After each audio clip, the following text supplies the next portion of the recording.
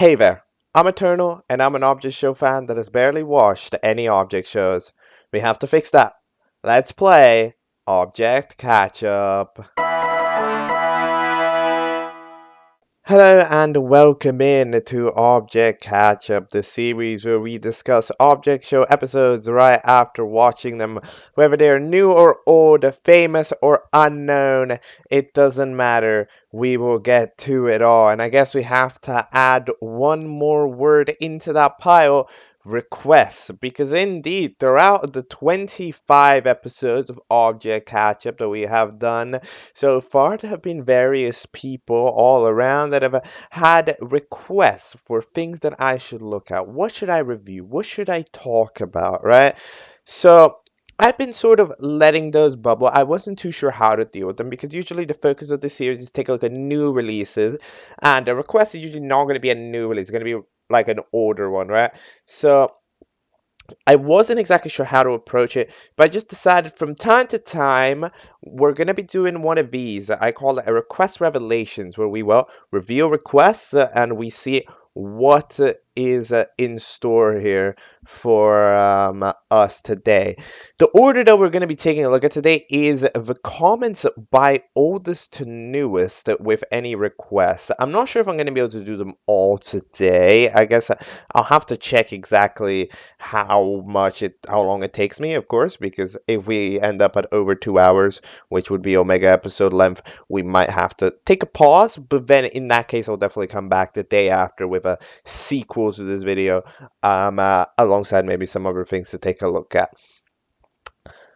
Anyhow, we are going to be starting with a show called Object Smeg. Now, as far as I'm aware, Object Smeg is a series created between 11 months and 5 months ago. I'm not sure if it's done or keeping it going or on pause or whatever. I have no idea. It is created by JKAE, which is not the person who recommended it. The recommender is a YouTube channel called JDog Yellow 3455. They have 2,000 subscribers, so thank you for the recommendation. It has been over 2 weeks since that has happened. However, better late than never, you know. It is time to go talk about this very series, Object Smeg. Starting with episode 1, one Smeg is all it takes. Let's go. I just watched Object Smeg 1. Now, you tell me I gotta watch 6 episodes of this? Oh no. Alright. Bro, what in the world is happening? So, this is like a joke object. I mean, obviously. This is like a joke object show of the highest caliber, of the meme caliber, of the caliber that we've taken a look at a few of the ones on this degree before, where it's like all sort of makes no sense and dumb.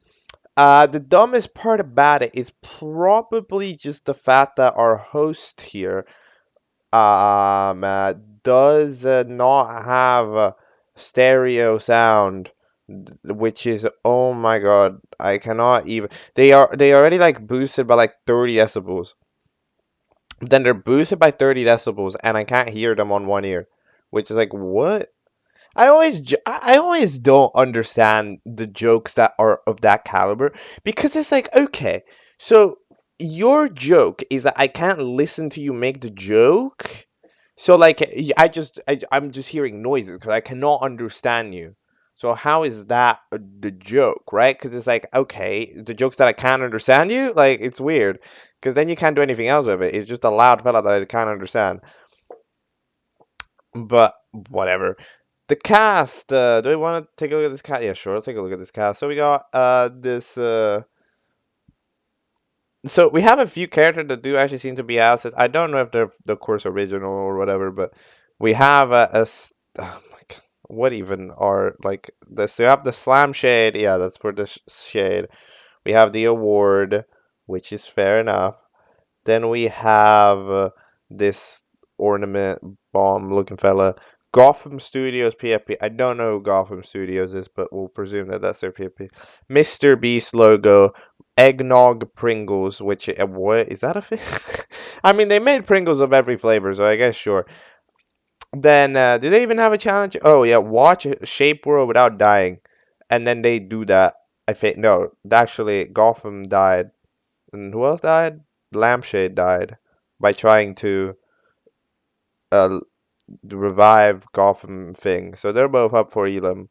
So then they then comfort each other. Then oh my god, so epic. But yeah, I'm glad to see that this show is gonna get canceled on Blue Sky. I don't know what's happening in episode 2. I respect to the thumbnails for actually being high quality, despite the show being this. So yeah, let's go episode 2. Brits, am I right? I must say, that was episode 2. I am definitely watching one of the shows of all time. Just okay. In my opinion, right? The jokes are fine. Some of them are even quite funny. Seeing the freaking lampshade eliminated with 7 quadrillion votes or whatever. Like, okay, cool. You know, for a joke object show, those are the jokes that you're gonna be making, right? So that's all cool. I don't mind it. I just really wish that this had some like a degree of audio mixing in it. Because like I just want to hear the joke, you know? Like that's just the thing that I don't like. I understand that people go like loud equals funny, but like nah, it's not. It's just like no, it can. It's just that it's not like it can't be both. You know, like you can't make a joke that you're supposed to listen to and also have a character that's impossible to listen to. No? So then you have the problem like our host is mega loud, so you can't up the volume. And then like the fella at the beginning, I don't even know who that is at the beginning, is so unbelievably quiet. And it just ends up being an issue, you know. Award has just turned emo, which is this that's fun. That's fun. You can be emo again. The challenge is to survive Duolingo and save the pizza guy. So when the bomb fella explodes, everybody dies, but then they win because Duolingo also dies and pizza guy doesn't die somehow, despite not, you know. So it's all of that's good. And then everybody else, I think, is up for elimination except the fellas. Okay, does this make sense? I'm gonna say it does. This show is okay. Who's getting eliminated? I don't know. Probably Mr. Beast. Mr. B. People don't like Mr. Beast, right? I think that's the thing. People think that they're like evil. So I'm gonna go with that. But I don't. How am I putting logic into this? Why am I trying to put logic into who's voting here? What am I doing? Episode 3. He's stealing my aura. Oh no. What is. How could this happen? Okay, let's go. Bro, you know what I'm more interested in? Who is the thumbnail artist? Who's the thumbnail artist? Because they did such a, like, I swear to God, the thumbnails have more effort put into them than the show. Gotta be, right? Surely. Because they're actually so good. Like, they're actually so good. They have like this pattern to it, and especially the ones for the next episodes that we're watching are crazy. But even the one for episode 1, like it's so good. Like how does it? How are they that good, bro? Anyways, what is this episode, bro? I don't know. It's Christmas time apparently. This was released on December 21st, so yeah, that makes sense. We make a bunch of Christmas jokes, and it's a Christmas theme episode for Christmas, which is fine. This episode was okay. I think bro, I think the host is less loud. At least it didn't feel like it. I'm either getting used to how they sound like, or they've been lowered down by like 1 decibel, which still puts them at plus 27. But like it's it's like not as bad. Anyways, who got eliminated? Mr. Beast got eliminated. Yeah, correct. All right. Then we have the challenge, which is to get the presents back, because carrot on a stick ends up being like ends up stealing the presents. For some reason, Carrot's favorite character is Award, which is just emo forever now. You know what? I look, out of all the jokes that I can mind, this is maybe not one of them. I think honestly, Sound a character permanently turn emo for no reason. Sounds like the type of thing that this show would do, and I don't mind it.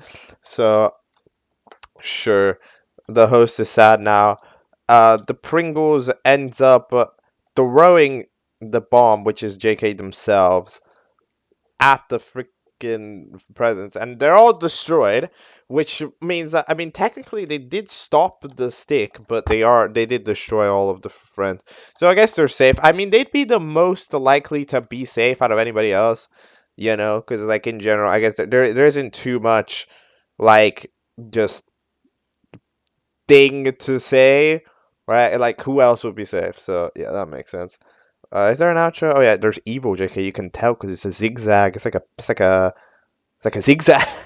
Ooh, it's not round anymore. The freaking explosion thing. What is it called? I actually don't know what that's called. The fuse. That's what it's called. I know words. I promise. I'm not dumb. I am actually. No, I'm just kidding. I'm actually pretty dumb. Let's go, episode 4. I'm on my villain arc. Let's go. Okay, I just watched the 4th episode of The Best Thing to Have Graced Humanity. So, what is going on? So there's a bunch of redesigns. Yeah, we're redesigning characters because you know that's that's what we needed. Um, the host is doing an elimination. Award to stop being emo. So Pringles gets a redesign. I mean, it's not. What is this redesign was weird because it's like so unbelievably simplistic that it almost looks worse. But no, it's fine because I understand it's trying to be like a white can because like you know the eggnog flavor. But in general, there's not. And you can't add the eyes to the Pringles guy because otherwise it just looks like there's too many eyes. So it is a hard design to make, but I don't know if it ended up the best that it could have. The profile picture gets a redesign. I mean, it pretty much just becomes squarer, to be honest. Then who else gets the redesign? Well, actually, no. Evil JK appears. You could tell because of the zigzag fuse and absolutely just demolishes the host with a rocket launcher, which I must say is pretty based. I would do that too. Yes, I approve of this move. Shout out to you. Award ends up getting eliminated. They go back to being emo. Goodbye. And then eventually JK ends up getting a redesign themselves. They end up earning this a new feature, I think, because they have this leaf in the back, which I don't believe they had before, and their fuse is like way smaller. So now it doesn't look like the Evo JK. I like how Evo JK doesn't get a redesign. Like what? Like we're redesigned. Like it's almost the same thing. Just like do it. Okay, well whatever. Then we have a rejoin. No, then we have a debut. A debut. There are so many characters up for debut right now. And to be honest, I mean, I'm not gonna discuss every single one of them, but a lot of them are interesting. I do like the concept of people like Shape World, you know, from the show themselves, who have appeared as jokes, actually possibly joining. But yeah, a lot of characters have interesting like designs. Like for example, the basketball hoop I thought is interesting with the eyes down there. I think it's pretty cool, to be honest. The pencil holder is pretty solid, although they do look like a lot like fries. I can't even lie. The marshmallow is on a stick, which I think is pretty interesting. I don't know what this seesaw is because there's like no like I don't know what it's trying to prevent. No hands, like don't touch. I don't know. Oh yeah, the coal with the rock with a rocket. Rock and rocket. Oh, rock and rocket, bro. Wait, I didn't even realize. That is that what they're called? Nah, that's crazy. Rock and rocket. Let's go. Okay, then we have yeah, a bunch of a creator. There's a balloon. Yeah, again, a bunch of them. They do have cool design. I do like the brothers. Like the the sis. No, or wait, were the sister? Or were they brother? I don't remember. But yeah, they were the bunch of drinks and stuff. I don't even know who the fast one is, to be honest. That printer is a recovery machine apparently, and I'm just saying I'm a fan of recovery centers as characters because I think that it's interesting, even though it's not a great idea, but like it is still pretty cool when it's a concept. I don't know who that eyeball is. They look kind of scary.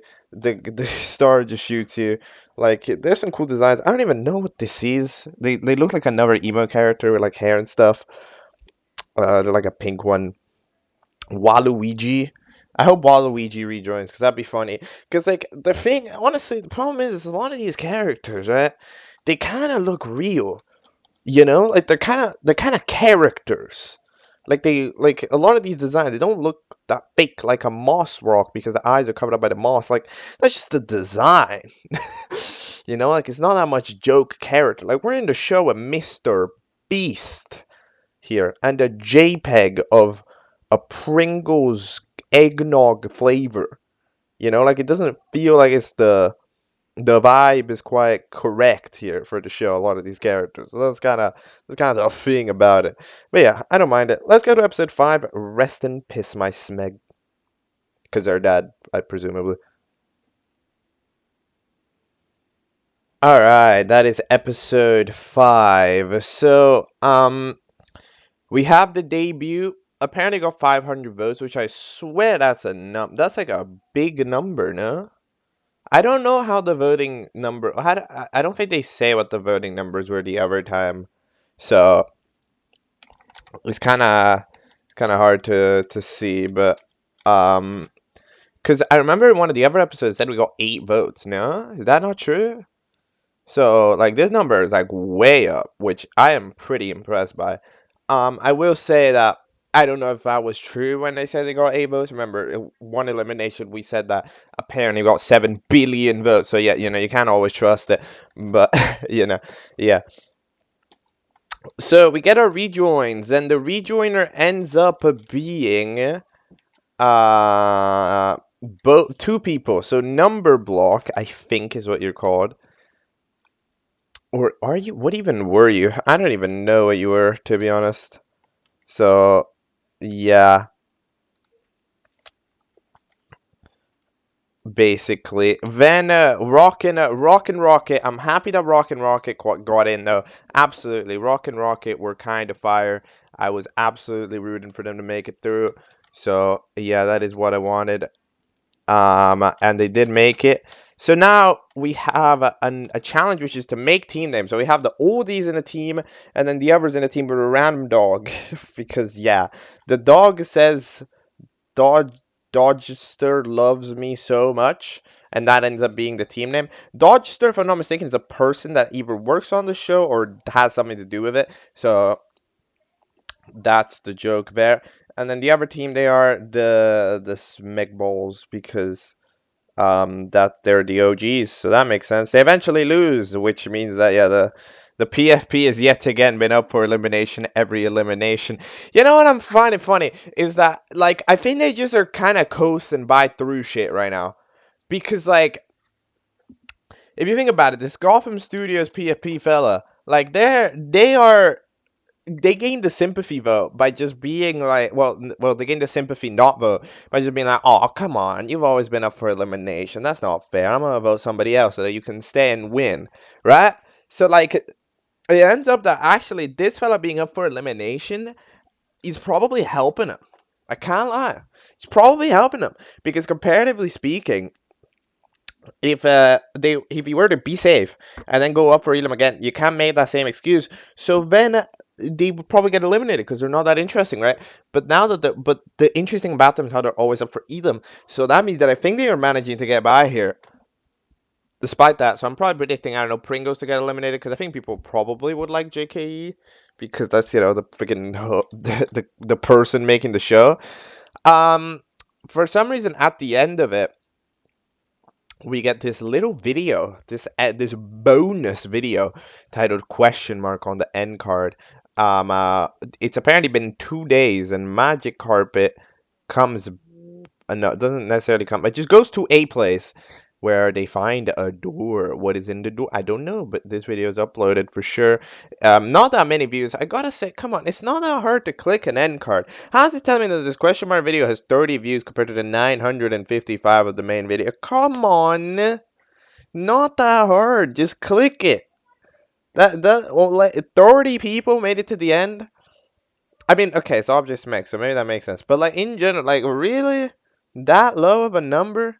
That's like crazy. You know, like, bro, I wasn't. I don't know. I find that kind of crazy. But yeah, I mean, I don't know what this door is. I don't know. Like, is Magic Carpet here? Or is Magic Carpet where? Because of course, Magic Carpet is the one who went by super fast. You know, zoom, zoom, zoom.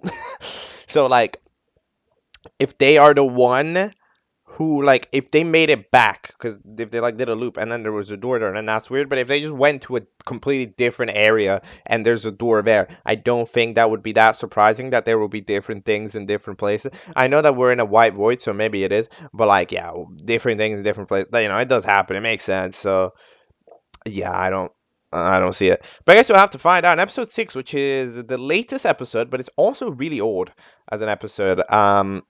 I mean, old, you know, speaking, because it was released 5 months ago. So, which I think was the biggest gap of any of this mega episode. So I'm curious if it's anything to do with the finale. This one might be the best thumbnail yet. I can't even lie, to be honest. That thumbnail for Object Catchup is insane. Let's go. Let's watch it. Let's talk about it. Let's do all of the good stuff. All right, that was episode 6, the latest episode of Objects. So we have a little bit of a status update. Well, first of all, Pringles gets eliminated, which makes sense that they are the character that was the least interested out of the three. So then we're left with our cast of how many people? 1, 2, 3, 4. 4, and then maybe the dog if it counts as a contestant, which I don't know if that even counts. I don't think they count. So yeah. By the way, Rock and Rocket are unfortunately called First Landing, even though the name Rock and Rocket is significantly better. But I understand why it's called First Landing. But Rock and Rocket, come on, man. Rock and Rocket. Too sick of a name. It's like a band duo of rappers or cooking. They're like the best ones in the world or whatever. You know, like Rock and Rocket. You know, it's just a vibe to it, right? So, oh well. What does the radio say? Apparently, it's the creator of all the Meg here, and I'm just saying that the creator is kind of on straight right now, and they have what is kind of on straight right now. I don't know what that means, but I'm sure that it's slang. So yeah, yeah. I mean, to be fair, they all called evil JK, so I'd expect them to be evil. So, you know what? The fact that they're evil doesn't even surprise. I don't know why the other people are surprised. Oh my god, you're telling me that the host that has evil in the name is evil? Oh my god. Yeah, so, I mean, it's not exactly that surprising. But then apparently there's a nuke, so challenges. Find a bunker. Let's go. Then Gotham PFP ends up finding Gotham Studios PFP ends up finding a bunker. OMG! However, unfortunately, JK shoots them before they can win the challenge. But I guess that's what happens when you celebrate too early. Don't celebrate too early, kids. Okay? Don't do that. All right, that's good. So, they eventually most of them go in the bunker, including a few of the rejoin contestants, but unfortunately not all of them, which means that Waluigi is dead, which is one of the saddest things that I've ever seen. But then it's been a month, by the way. Apparently the radiation took a month. The recovery center printer fella tried to revive them, revived a few of the contestants from the show, but couldn't actually revive other people. Not some of the other people. So that's interesting. I mean, I do like that concept where it's like they can only like the recovery machine can only revive people from the show, but I'm surprised that they can even revive characters who are like no wait were they reviving characters from the show? Wait, did they revive anybody at all? Because I swear it's like, oh, I'm trying, but then it's like Pringle shows up. Yeah, so like they bring back some of them. They brought back like the contestants from within the season, right? Like for example, what the hell award, emo award, the Pringles cam. But other than that, like the actual other people, I guess you can't bring them back. But yeah, having a recovery printer that only works within the confines of the show and the show's cast makes sense. So that means that it wouldn't be in the database, I guess, of recoverable people anymore, which I think is rather interesting. It's an interesting spin to put on them, put on the gimmick there. So I don't really mind. Um, then the show ends. There on the final frame, you have the little chainsaw fella pop into the screen for about a frame. Not sure what they're doing, but that would mean that they're alive. I do like the joke with the flower being called Willis the Flower, because you just know I was expecting it to say Flowey. You know I was expecting it to say Flowey. Of course, why wouldn't it say Flowey? But then JK is going to be in. Vote to eliminate. So this is the latest episode. I mean, the next episode is not yet, but I guess I can already predict who's getting eliminated. I'm going to predict R to SY, because I think, in my opinion, out of the rejoin characters, no, out of the debut characters, they're the least interesting one of the two, and probably did worse than the other one. Has spoken less, all of that good stuff. So I think they get eliminated because First Landing is just cool, even though their name should be Rock and Rocket. While Gotham Studios PFP yet again has just got the by a mile, like the feel bad bonus. You know, there's no way that the viewers are gonna vote out Gotham Studios PFP until this guy gets a win. This guy is either winning or staying. You know, like it's either you win a challenge and then get eliminated, or you don't win a challenge and you stay on the show. Like that's the idea. There's no way these viewers are voting out Gotham Studio PP. I refuse to believe it. At this point, we're just within it, right? But like we're just in the mixer. There's no way. This fella has to stay. All right. So yeah, one thing I found interesting about that debut, by the way, is that neither the SY nor the freaking First Landing were characters that were like near the beginning or end of the show of them, which is usually pretty rare, because usually in rejoins we discovered that a lot of the time rejoins are either a lot of the time they're like the first character that shows up or the last one, and then maybe somebody who's interesting. In general, like it's not that often that of characters from the middle of the pack get in, because usually that's the part where you're the most what is going on, because they appear so quickly. So I'm surprised that Rock and Rocket and they're getting in, but yeah. What in my opinion on the show as a whole? It's a bit of a meme show. It's got to okay. It became more listenable by a country mile as soon as the host got replaced. Like it was kind of hard to watch the show because it was so hard to hear it because of the characters that are too quiet and the characters are too loud, right? Like it was so hard to listen to the show because of it, which made it a bad watching experience. But as soon as the host got rid of it, and evil JK was tossed with a normal microphone shows up, the show becomes watchable. Like, still a meme show at the end of the day, but it's watchable. I can understand the jokes now. I feel the jokes. You know, like where before I didn't necessarily feel the jokes. I felt the sound of the jokes, but I didn't understand the joke. I just felt the sound because it was going in my eardrums at a loud volume. But like without the loud host, it's way better. It's like way better, you know. Not saying that the other host was unfunny or bad. It's just the quality wasn't good. And in my opinion, even if you're making a joke show, I think that one of the things that you should try to at least do mildly well is audio quality, right? Because having a show that sounds bad isn't funny. It just makes it hard to listen to.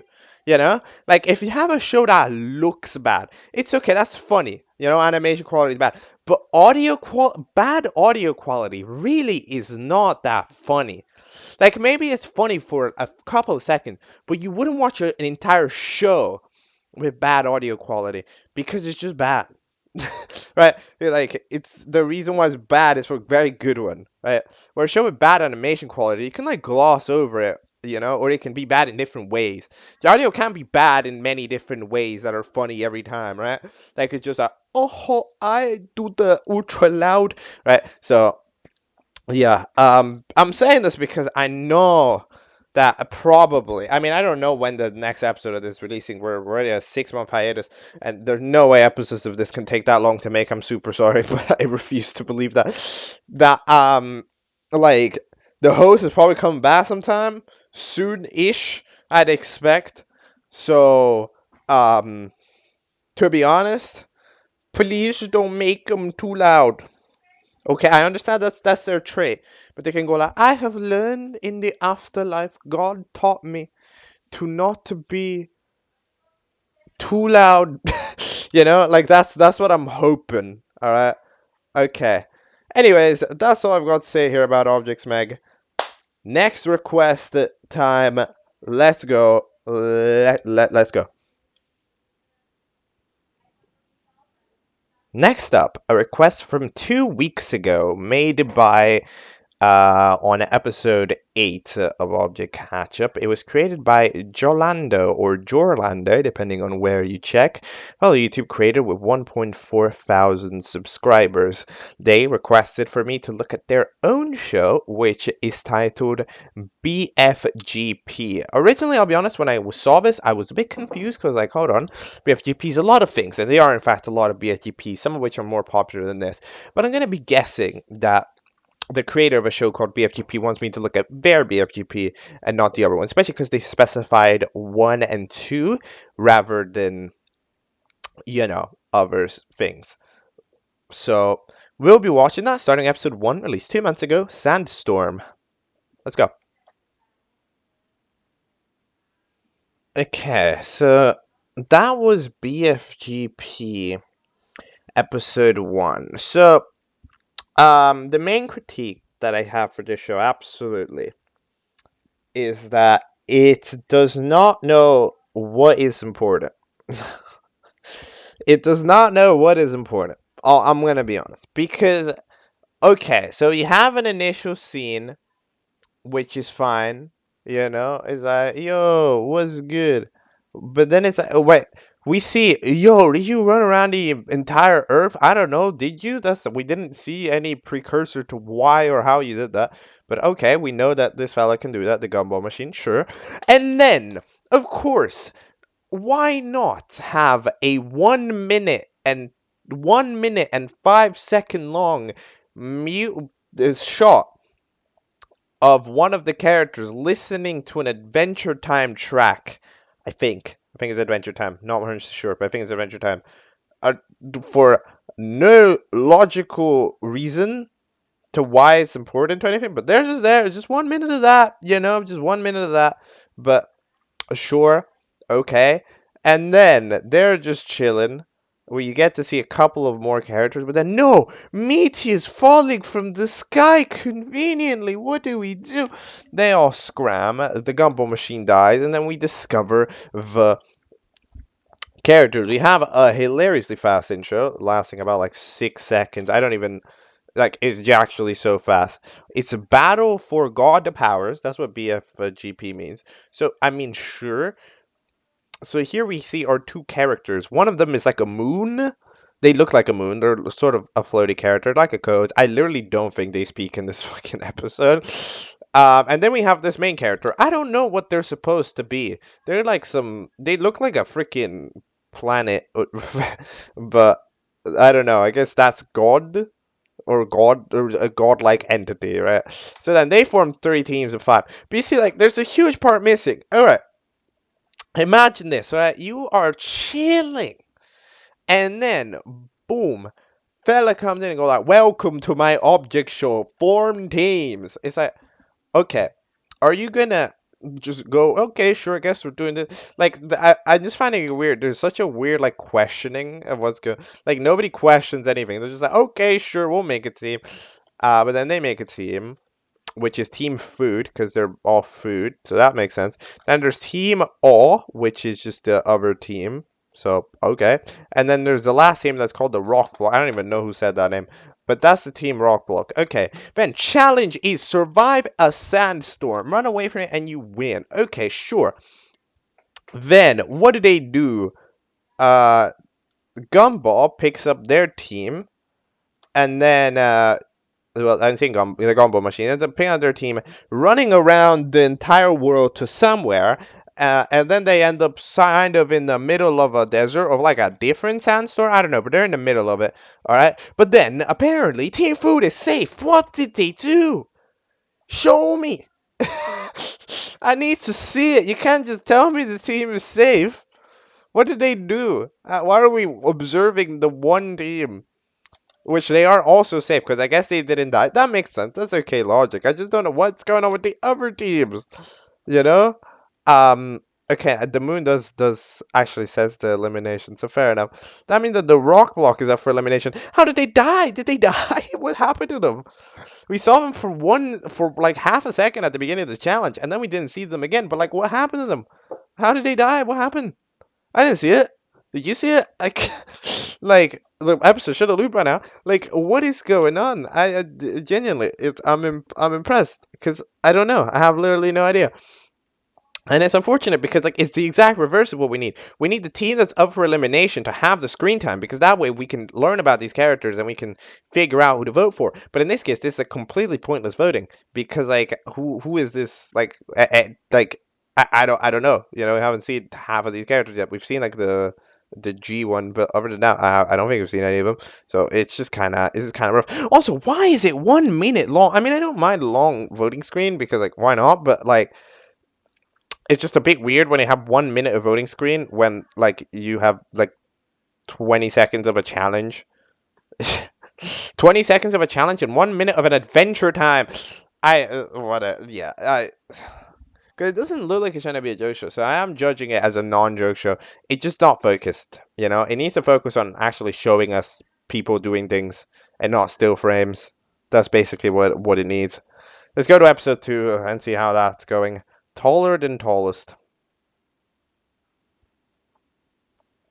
Hello, I am back from watching BFGP 2 Taller Than Tallest. So, this is better. First of all, I'm immediately going to say it. This is better than episode 1 by quite a margin, because we're just like, it's an episode that's roughly of the same length. However, it doesn't have a 1 minute like adventure time interlude, which means that we roughly see more episode. Like, it's 1 minute more episode, which is very important. So we start off here, by the way, with we start off here with a version of the animatic battle intro, but you just don't have like remotely enough characters to fill out the intro. So like half of it is empty, which I'm sorry is very funny. Look, animatic battle has a pretty freaking large cast. It's okay. But I do think that the actual like redrawn like hops of animatic as the Godfella is actually works pretty well, and I like how the moon. I'm calling them the moon. I don't know their name. Maybe it's like a meteor because they did drop from the sky, but so maybe it's like a meteor, but they look like the moon quite a lot. So I'm gonna say it's the moon. Ends up doing pretty nice, but then elimination. They end up in the sky and then eliminated. Hold on, wait. There was something weird. Today we got 4 votes, but 2 actual ones. What does that mean? What has made the 2 of those votes non-real, non-actual? Because like if you look at the numbers, that does end up being like there are 4 votes. So what do you mean 2 actual ones? Like 2 of them went up to the eliminated guy? Because meme got 2 votes, the gumballs got 1 vote, and then the book got 1 vote. So that's 4 total votes with the 2 from meme, right? So I don't know what it means, 2 actual ones, to be honest. I don't know what that means. But meme for some reason shows a contract to the fella. They proceed to snap a hand from another dimension and bring meme over. So I guess that's something that's interesting. We get to see the god guy name, whose name I don't know, actually use it, which is pretty interesting. Then the challenge is to climb this very tall building. Proceeds to show 1 line on the screen, which is great. But apparently it's ultra tall, and then there's 1 last parkour at the end of it. So they're climbing. Now, what proceeds to happen is the team that is climbing, however, gets punished by the wheel of punishment, or whatever it is, which is like, what did they do to deserve the punishment? The disadvantage wheel. Like, what did they do? That wasn't a thing. It was. So they end up falling from the sky. That makes sense. I swear one team's just on an elevator, which for some reason drops to the ground or something. But then after a lot of effort, they manage to. Oh wait, what did they even do?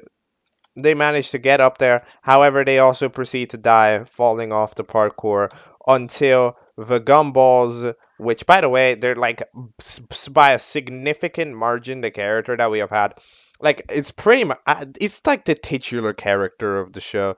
Can't lie. Like they were the character that showed up, that we were pretty much focusing on entirely in episode 1, and the character that we're being focusing on here in episode 2 as well. I have no idea what is going on in this ending. I'm trying to look at it. So hold on. Let's analyze this a little bit. So smiley face question mark looks at it for some reason, loading, and then there's like a screen. 5 years, 5 years laid down, gets up, stares at the thing, at the smiley face. The smiley face gets happy because I don't know, they woke up or something. They point up and then point down, or like they click play or something, and then the screen has like this Kit Kat character who like ends up talking to the fella, and then he looks and is sad, and then there's like one raindrop as if it's a tear, and then it's them, but their shirt is all red. I don't know if that's the shirt or as red as that's blood or whatever it is. And then end. What does any of that mean? I don't know. Look, I'm sure it means something that makes sense, but I don't understand it. Hold on. So this guy, what? So what is this guy doing? So there's like this screen fella that is just a guy. Like there's a screen character. So they press play on a video of them and this candy fella like meeting or whatever. So maybe they were friends, because now they're sad and hurt. So maybe that has something to do with it. I have genuinely no idea, to be honest, but maybe something like that, you know? Yeah, is what I'm guessing from having seen it, but it takes a lot. Then we have another 1 minute little voting card. To be fair, the voting cards for these characters are actually really good. These ones are actually really smart. I really like how the color wheels is in the color wheel outer line. I like the USB. The USB and plug are one character. Oh, that's cool. But I like that drawing of them. They're pretty cool. To be honest, the plug character is definitely the character that I think gets done the best by this art style. I don't know why, they just kind of work very well. I also like the shadowy fella, because you can see like where the shadow is, where the shadow would reflect is an actual guy, which I think is really cool. So there's some cool designs there. Who would I predict get eliminated? Maybe McDonald's, or no, but they had the whole thing with the food. Maybe the wrench. Maybe the wrench is the one that has had the most things. But yeah. I don't know how are 2 teams safe. Now that I think about it. Wait, what? Yeah, now that I think about it, 2 teams are supposed to be safe, but only one of them made it to the top, no? Because we only saw the gumball machine make it to the top. So how is it that team's up for elimination? What happened to the other one? What did the other team do? You see, this is what I mean. We're just not getting information on how the results of the challenge happen, right? Like that's kind of the big issue. Like we need to figure out how the results of the challenge are happening, because otherwise, like what's going on, right? That's like the main thing that's missing from the show. It's just like, okay, this team is up for Elam. Why? And the teams that are safe, why? Right? Like, what's going on? Like, you won the challenge. Why? That's basically the question you have to answer within it. You have to be able to answer that question within the show. Right? Like, when you're looking at the show, you have to be able, for example, why did the team of Gumball win the challenge? Okay, because Gumball made it to the end. You can see it. Right? But it's like, why did the other team make the challenge? They might have made it to the end. We don't get to see that. So maybe they did. Maybe they didn't. Right? Like, we don't get to see it. We just get to see a team that's up for Elam, and then who knows, right? So yeah, that's kind of the situation. But that's all I've got to say about BFGP. Keep it up. I just think that you just got to be a bit more focused in showing the actual challenge results more thoroughly than just the first person who wins.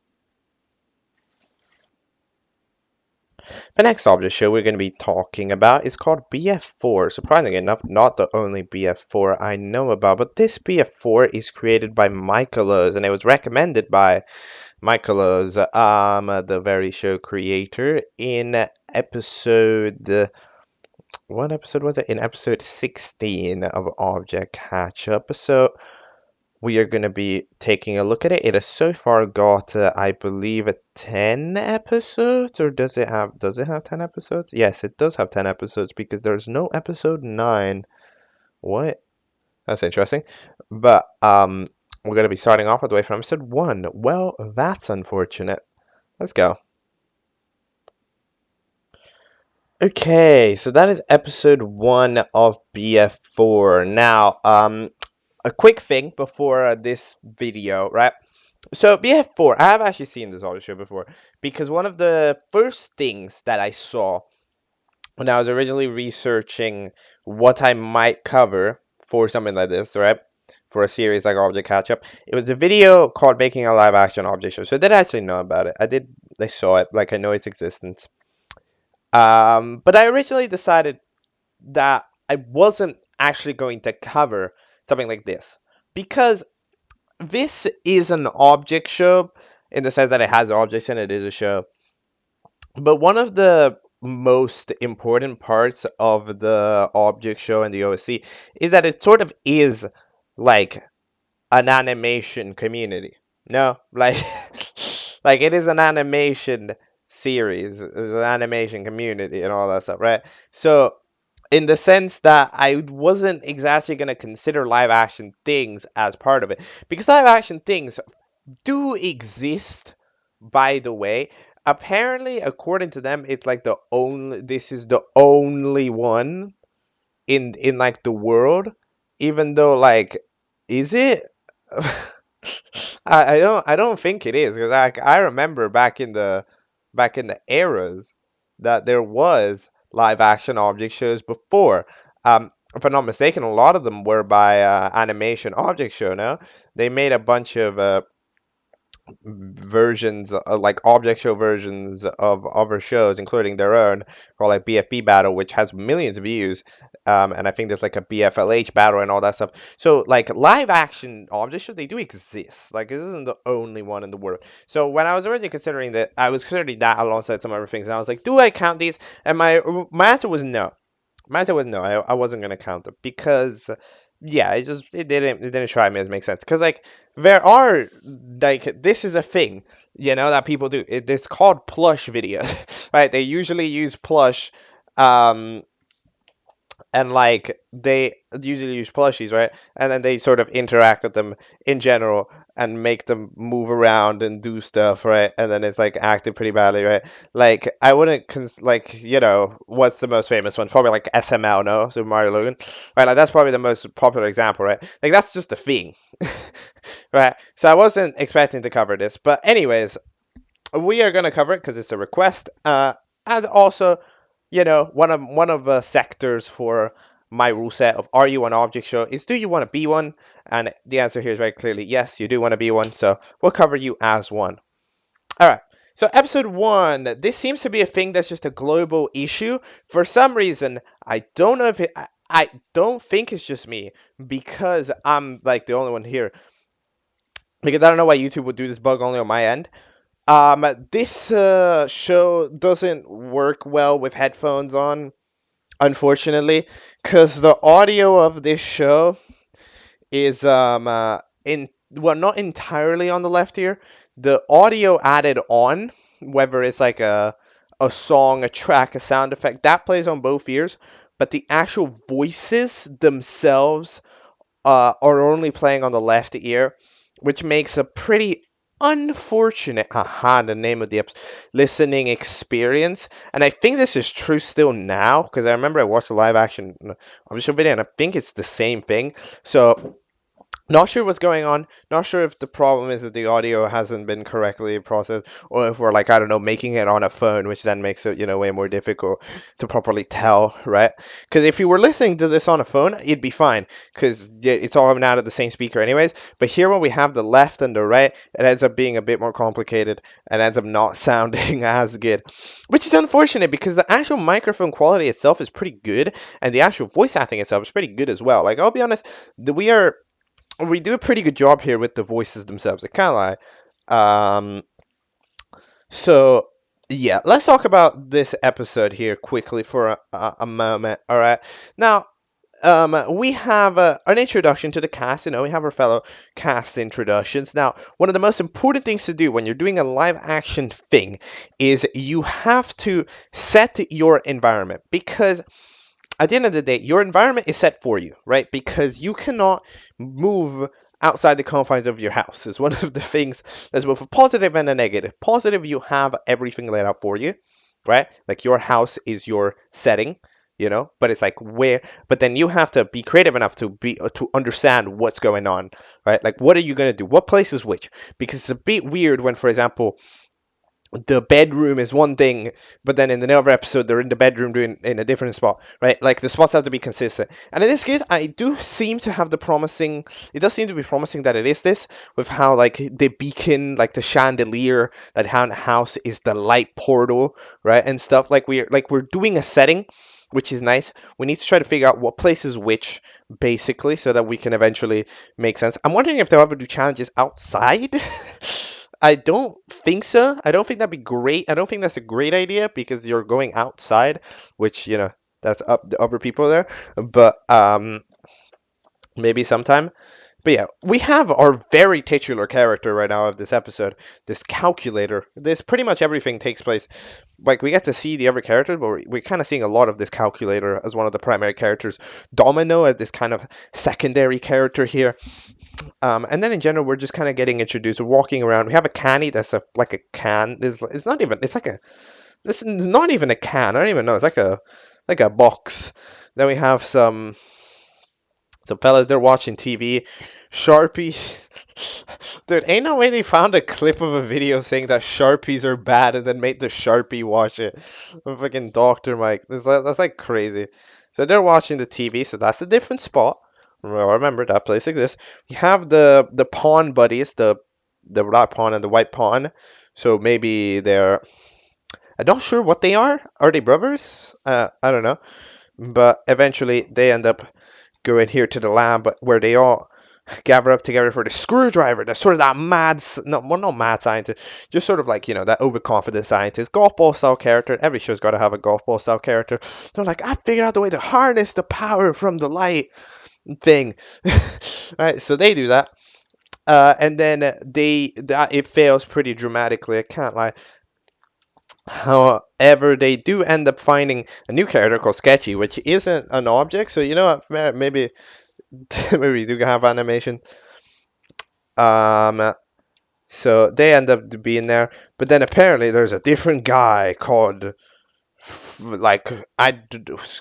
wait, what were you called? Scott. Well, my God, I don't remember your name, bro. I don't remember your name. I am so bad at names.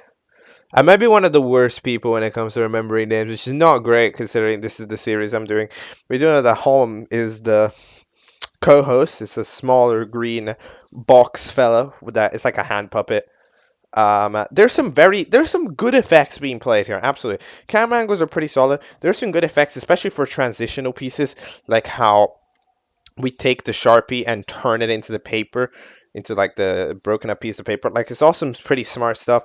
Or like the transition from scene to scene, like when you end up Hondi's the name. Okay, when you end up switching to the prize introduction and it's like a closed in light. Like, there's some cinematography is definitely taking place here, basically, right? We're do cinematography is real. We have cinema, but like yeah, the prize ends up is the BFB recap.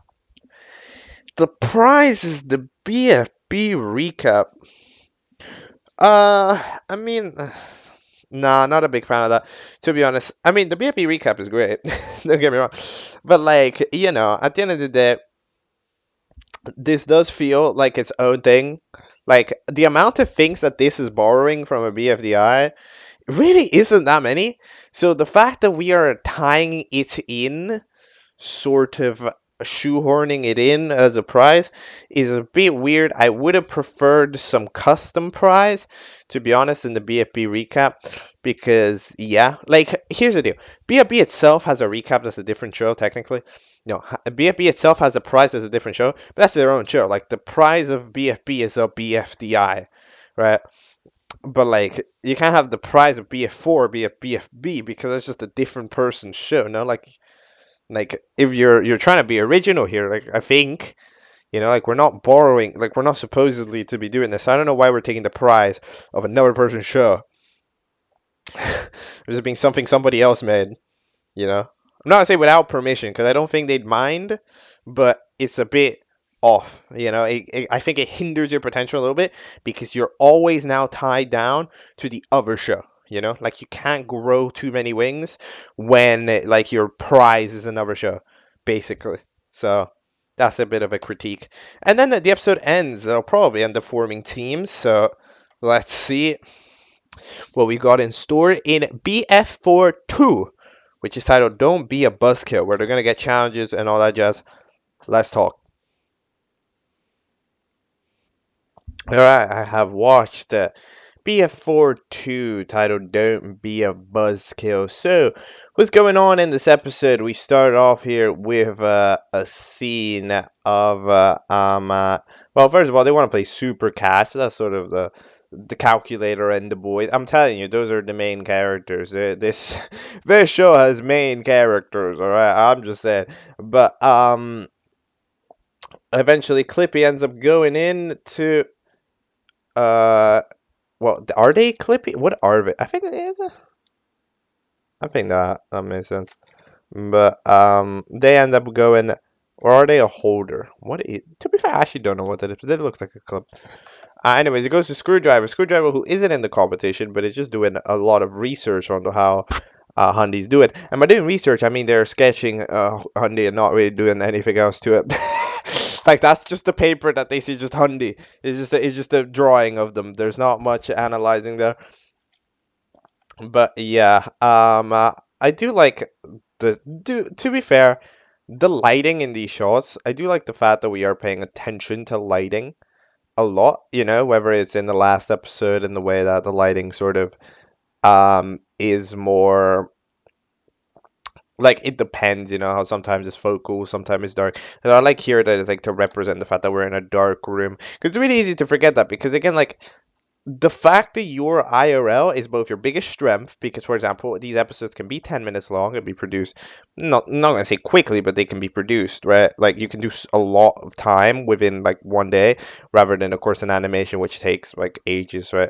So that is definitely one of the strengths, but it's also way easier to do badly, So I'm liking that at least the important pain points of a live action show, such as like the lighting, right? Depending on what time of day it is, the handheld camera feel, because a lot of the time, right, it's hold one and then hold the thing in the other. That doesn't work because there's a handheld camera shake, and then also the freaking, VAing becomes a bit more complicated when you are already juggling so many things. That's why, for example, a lot of plus shows end up being kind of a disaster because, like, you just end up having you're trying to make things happen on screen with one hand while keeping steady on the other hand, while at the same time speaking, right, as the character, doing the lines, and then a lot of the time those aren't even scripted, so you're imagining the lines as you're saying the lines, as you're operating the camera, as you're operating the view itself,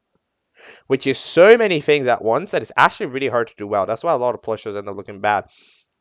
But here, this is solving a lot of those issues, by having nearly only stationary camera angles, and instead using editing zooms and all that stuff. And in general, it ends up solving a lot of those issues. I do find that there is a phone recording here. You could see the phone doing the flashlight. It has a sticker on the back, which is the only reason I could really tell it was a phone. Otherwise, I wouldn't have even noticed. But anyways, they get a ball, but then Hundy aims back, and they are. This is an interesting little host because they're like kind of okay. They're like four, but no, dude, I don't know how to describe this host. So we're like imagine a one of those crazy dookie hosts, right, from like Animatic Battle or BFGP or whatever, right? But then like imagine they're like watered down by 1,000,000%, right? Like the average behavior of the host is actually pretty normal, but they're just randomly go off the rails for no reason, right? Like, for example, like when they say, like when don't be a buzzkill and say I buzz and then I kill, right? Like that's the type of crazy line that somebody like four or Animatic would say. But it's like the thing about those characters is they're usually, at least they're nearly always on that mode. I mean, Hyundai just kind of switches it on and off. The relatively normal majority of the time that they're interacting with the audience. So, yeah. Eventually, they go make the teams. 2 teams of 10 is the number, which is interesting because it is a pretty large number.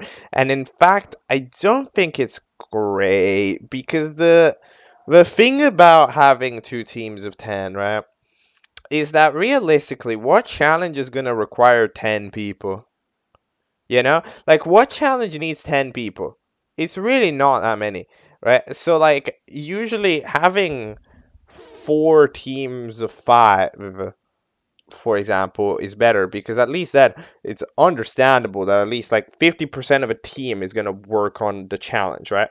I mean, no, when 2 teams of 10, you realistically only need like 2 or 3 people, and then 7 become useless for the rest of the episode, right? Which sort of just complicates the matter for making a good challenge, because especially because this is already a pretty biased show in terms of screen time.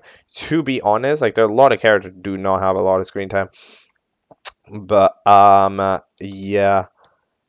Eventually, we form our teams, which end up being the the funny nerds.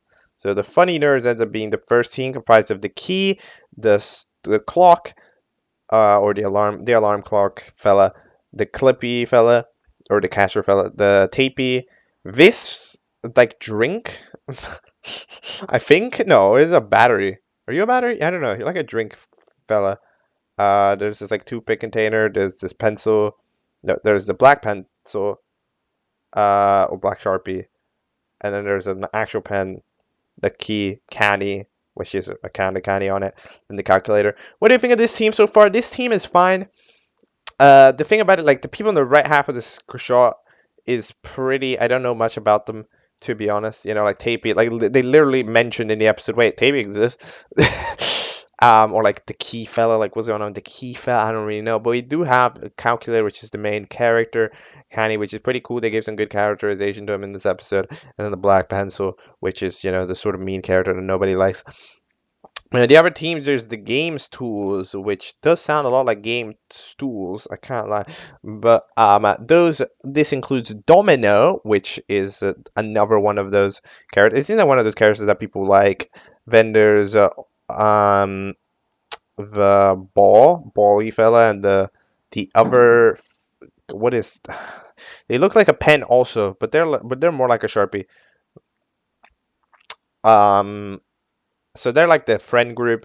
Then we have the glue stick with the hockey puck, which I'm pretty sure they're buddies. Then there's the tape measure, which is pretty alright. Then the Rubik's Cubes, the pawn fellas are always just chilling above them. I think they're 2 characters. I didn't quite spot this immediately, but I think that they're already classified as 2 different characters. I think they are. No.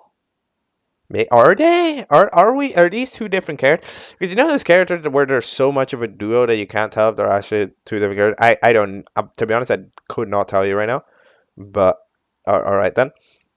And then we head into our challenge, which is to... Oh yeah, we got an intro actually, which we do get a few outside shots. Again, I'll be curious if we ever actually get to see outside in the show, but it'd be cool. The challenge ends up being to make this the watchy. Oh yeah, they're called watch because there's salt. Okay. To get a battery. So they all go get a battery. One team ends up going to the Farlands, which is a place that exists now. We know about it.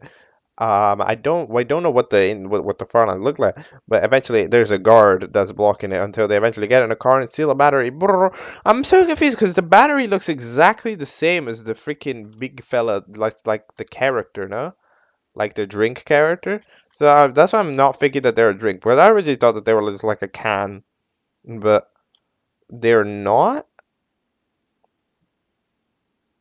Cause like Fable. I don't know, bro. But eventually they run away. But eventually that battery is just way too small. I mean, the other team decides to win on a technicality. Glue Stick imagines, because what if we don't get a battery, but you just go tick by using other means, maybe a rewiring. That would make sense, you know, rewiring, a fixing, like a thing that just makes it take on its own. That would work. That would make sense. So, Glue Stick ends up doing that. Ends up being pretty brutal. I can't lie, but eventually, whether scuffed or not, the clock is ticking, which means that that team is safe, despite not really doing much. You see what I mean? Like half that team didn't do anything, to be honest. But like what did it? Tape measure went to go to screwdriver, got zapped out, and then Glue Stick did the charge for them. See what I mean? 8 characters didn't do anything on that team. Like they were pretty damn useless to the cause. Maybe one of them suggested the idea. No, wait. So this no, this isn't a can. This is just a really large battery. Why? Who do? Oh, oh yeah, that's just a. Oh yeah, I thought I was just like a drink can. No, that's like a battery. Oh, okay, has Arabic on it, which is interesting. Wait, what? What? Where is this from? I'm sorry, I'm just interested. Okay, I think it's just Arabic. Oh yeah, it's one of those places. Um, So yeah, we end up having the voting screen. I am feeling a little bit of a lack of voting screen. I kind of like with the images and stuff. That would be cool. Who's getting eliminated? I don't know. It could be. I am a little bit scared for watching themselves, to be honest. But genuinely, right now, ideas I don't have them. Black Pencil is the theoretical dislikable character, but we'll have to see if they get voted out here because I don't know why. I'm not exactly feeling that they will. I'm going to predict them, but I'm not exactly feeling too good about that prediction.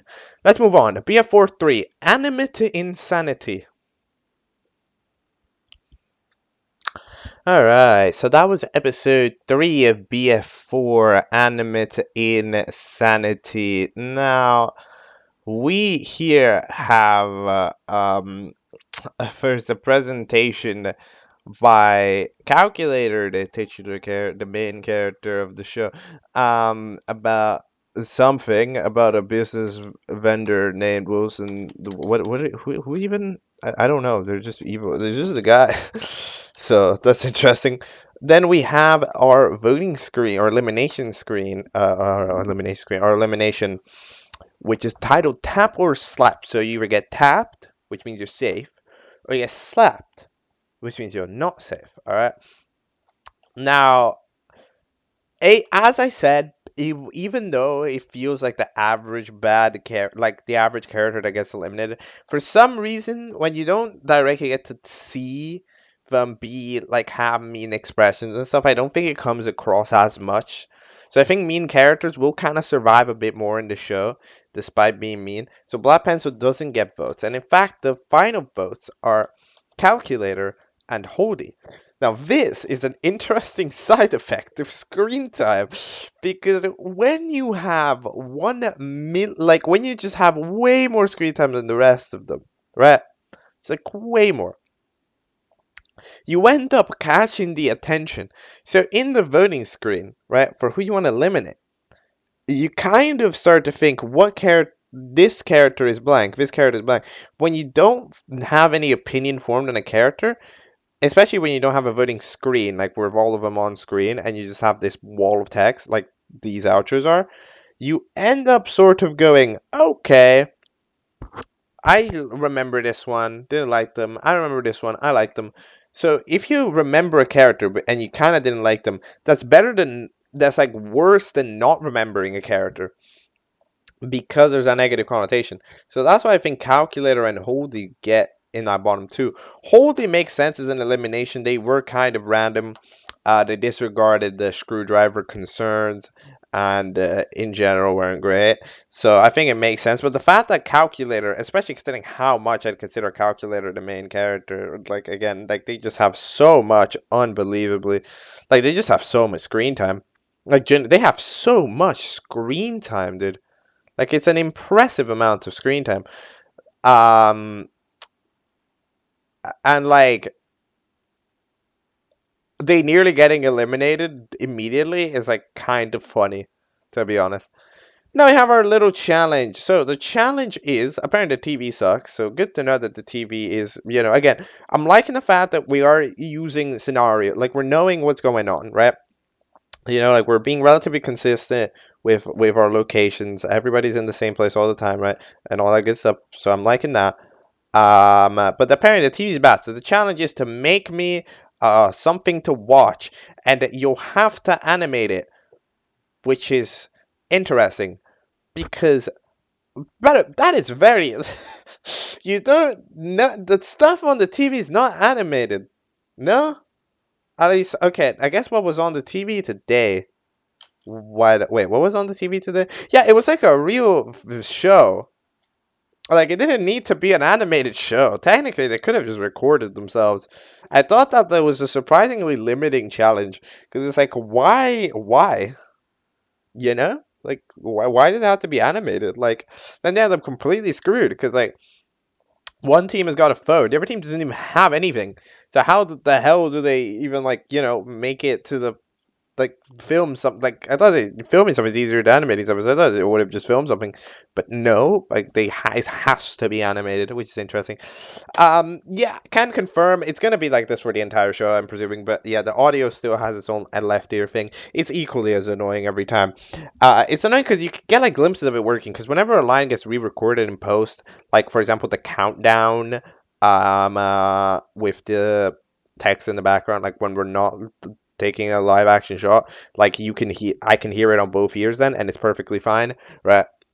Or any retakes that I hear sometimes get like are played properly, but like the normal take itself is always only on the left ear, and it sucks, but it is what it is. I mean, it is a must fix problem. Like this is a level 9 problem. It's like I don't want to watch this show level problem, but like in general, it's pretty solid. Then we have our intro. This intro gets funnier every time because like these are locations we literally do not see. What is this intro? I see like we've been to like 2 of those spots. Like why are those locations intro worthy? I don't know. But anyways, the fellas are decide to get to work on a script while the calculator stays behind and animates something in secret. Meanwhile, the other team needs to figure out how the hell to get something, so they're gonna go to the PC character, which I guess that's a person that's also there. We're starting to find that there's a lot of people. Just like in general, like the objects here that are competing in the show are not like all of the objects at all. Like there's so many more. Like it's just society in general that's going on in this land. Like there's a lot of them, whether it's like the far lands. Like there's a whole universe here, and we are interacting with quite a lot of them. Whether it's the last episode with the far lands, as previously stated, or it's here with the computer and the little Dio fellas, right? Um, and then yeah, the PC is locked and needs a password, which is unfortunate. However, a new interesting thing, by the way, is this human. I know they mentioned this in passing in episode 1, but here it becomes more relevant. So the human, who is that? The obvious question: who is that? Who is the human? What is the human? What are they doing? What is their role? Are they like our supreme leader? Are they like what are they? Like of course I'm interested in what the human is in the object show, right? No, like I gotta know what are they, what's their deal, right? Because like the object fellas, they seem relatively nice to the human, in the sense that like they when they're mentioning the human, they're not like angry about them existing. So they seem to be relatively content, at least with the human being there. They seem to be like not too bothered and almost, and they like respect them. It's like, we don't want to steal from the human. No, the human is important. Like there's a respect put on by these objects towards the human, which is interesting. I wonder if we'll ever get to see the human, whether it's appear or not. I know it's always difficult because, like, of course there is always a human on screen in terms of like the hands, but you know like whether we'll actually see the human as a character from the show, I'm pretty curious to see, because that is one of the immediate things that strikes me as the most interesting. Like, hold on, there's a human? Like, that it isn't just the objects, they're in a world and they're chilling, like this is their own house or whatever. No, this is the human's house. Like, this is like human. Also, I do find it interesting how, why is the PC a person, but the phone isn't a person, and the TV isn't a person? That's also the other thing that's getting me a little bit confused, because it's like those people, like, it is always a little bit complicated, especially when you're doing an IRL object show. It's like what counts as a thing, as a character, and what doesn't is a little bit confusing. Like, I don't know, why can the PC talk to the characters, but why can't the phone talk to? Why is the phone entirely just a tool, but the PC is a person and the TV is just a tool as well? I don't know. They're all mechanical things of the same level. They should theoretically have the same capability. Like, the phone should be able to talk to them then, but nope, I guess not. And then under the table we have the Dio fellas. I don't even know what they are, but they're kind of fire. We yet again have the fabled phone with a sticker. I'm telling you, bro, you gotta get rid of the sticker. Look, it would blend in. No, it's not because it's a problem, but it would blend in so well. Like, it actually plays really well.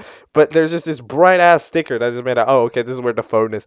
Now, like, it would be completely unnoticeable if you got rid of it. I don't know why there's a sticker on the back of it. But apparently the idea is get money, which is apparently illegal, by the way. The object cannot have money. I guess the human decided that that's not allowed. But eventually they end up conveniently finding another polka dot pencil, being like, I wish I had a light bulb, and I wish I had $1. So they end up giving the $1, and the PC does have the passwords, which is, you have been scammed. I like how it's written in leet to at least make it like Domino not realize. But yeah, it's the wrong password. Unfortunately, the computer is not happy about it. Then a freaking paper eating creature that exists now is chilling.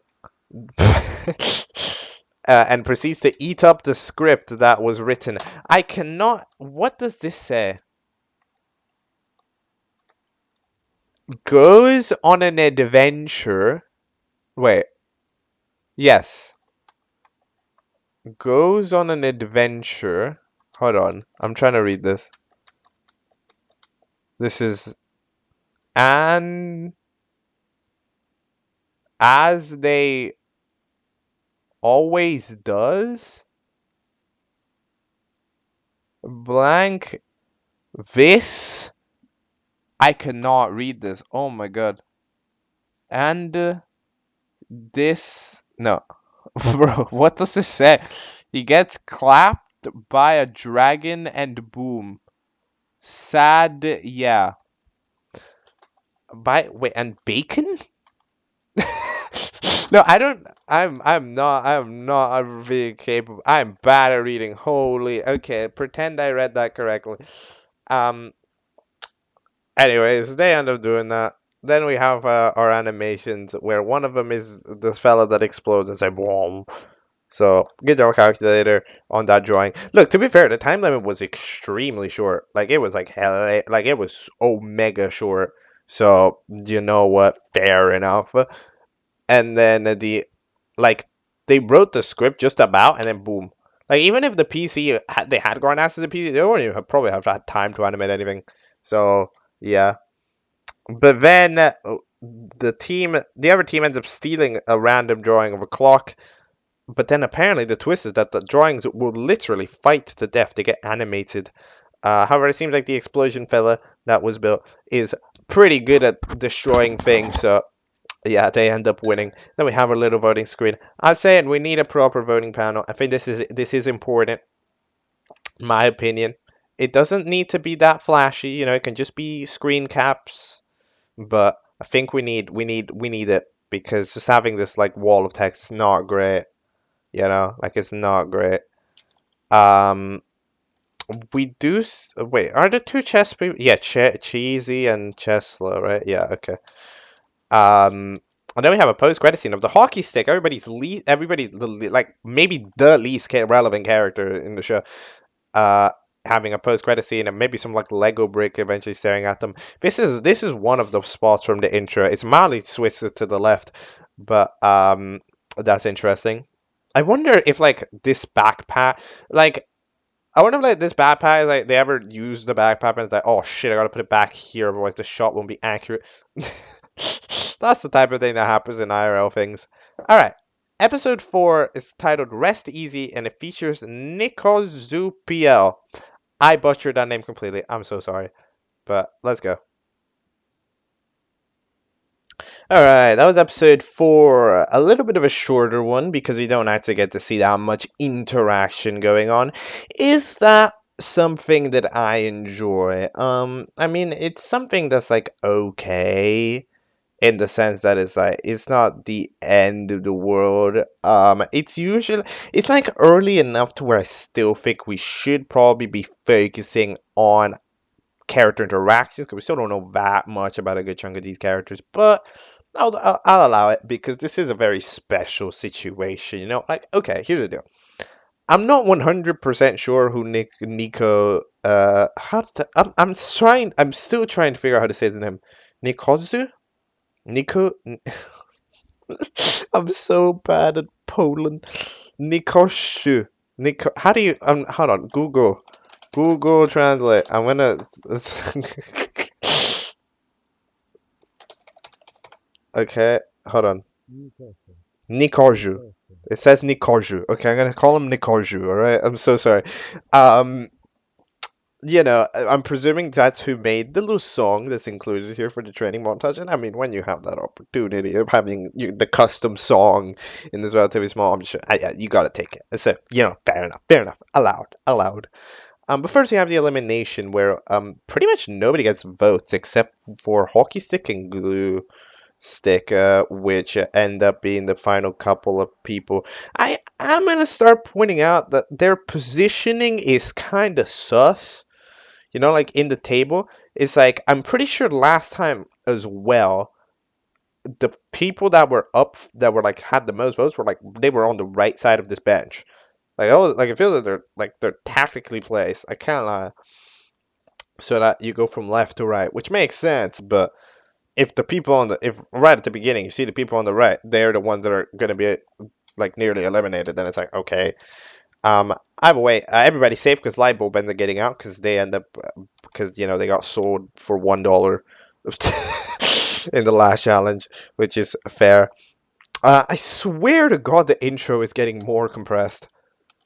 Like I swear, the first shot of the intro did not look as bad as it does, but either way, this intro is still really funny because it's just a bunch of places we don't get to see. The challenge is to trade the beds. Now, okay, interesting thing, all right, that I just have to point out. If the beds, if there are beds that are people that move around and stuff, then what makes the actual beds? Think about it. The actual beds themselves, what are they? Like the ones that are big, the actual beds. Because like, what is it? That is a little bit of an interesting thing, no? Like, at what point does a live object stop being an alive object? Just because you're a massive bed doesn't mean that you don't get to exist, no? Like imagine like a fridge. Like, would a fridge be able to talk? Would a fridge move? Would it be like an omega creature? Like a super creature?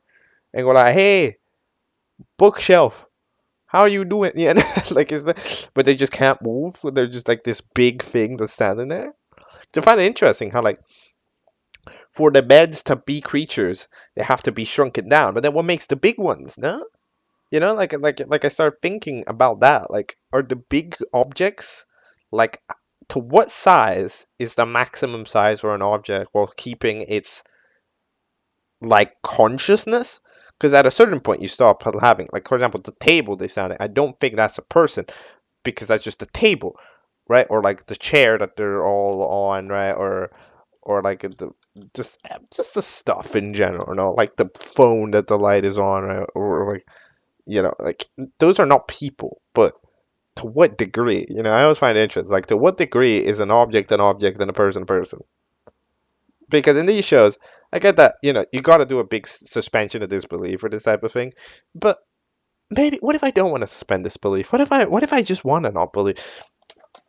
Anyways, I mean, it's a relatively generic style montage, like training montage, but like it's fun. I don't have anything against it. It's fun. The song itself is pretty solid. I mean, considering the lyrics, there wasn't like too much of an attempt at lyricism going on. We just gotta like, we got a volleyball, yeah, volleyball. You know, like in general, there's not that much to it, but it does manage to make it sound pretty nice. A bed, volleyball, like, you know, like what? Um, but anyhow, we end up having the tournament, fellas, and yeah, the calculator train, the ones are is way better and ends up just absolutely smashing them. I do gotta point out one little thing. Um, volleyball is not dodgeball, by the way. Like, those are different things. Like, the fact that the ball went directly toward, like, directly to the other bed and absolutely smash it, that would be dodgeball, no? Volleyball, you're specifically trying to not do that. You're trying to get the ball to land on the floor. Like, it's not like, it's not supposed to be a contact sport. You know, like, that's not the point of volleyball. So I am saying that we might be playing the wrong sport here. It's like volleyball is supposed to be like, okay, hits it to the side, and then maybe they won't reach it because like the ball has to hit the ground. Technically, that ball didn't even hit the ground. I'm just saying that ball has remained firmly with the bed. So would they have one? I don't know. There's a little bit of an error in the voting screen because for a little bit you can see that the gluey flashes red, which I don't know why, and then it comes back. I don't know if these are issues, because there have been random moments in these episodes where the frames have kind of switched. Like there's been like one off frame here and there. And I'm wondering if that's that, but that's too convenient. How do you do that on accident, no? It's a red, which makes me suggest that maybe there's something to do with that little red brick. Remember the red brick there that was just staring down at the hockey stick in the NASA? Maybe they're wanting to impact the running, so it's like vote for Gluey, vote for Gluey, look at him. So maybe that's what they're doing. I don't know who we're gonna be voting for. Maybe Domino's. I'm worried for Domino's because they were the one that was, I guess you can do this, and then they end up failing, so it ends up sort of on their shoulder more than the rest. So I guess we'll have to see. And then we have a post-credit scene. Lightbulb escapes in proper the middle of the night from the crazy woman, which is, I'm presuming, the polka dot. And then right as they're crossing, they end up a light flickering red, and then some evil machinery which says something. Like, there's a bunch of there's a tap or slap thing. There's don't go high. I don't know what it says. I can only read the words that don't go. I think this is high, bro. High am blank. I don't, no, I don't know. I don't know. But I know it says don't go, but I don't know anything else. Alright, that's all I've got to say here for Rest Easy. Relatively fun little set episode that takes itself a bit less seriously. Episode 5, Cleaner for Your Worth.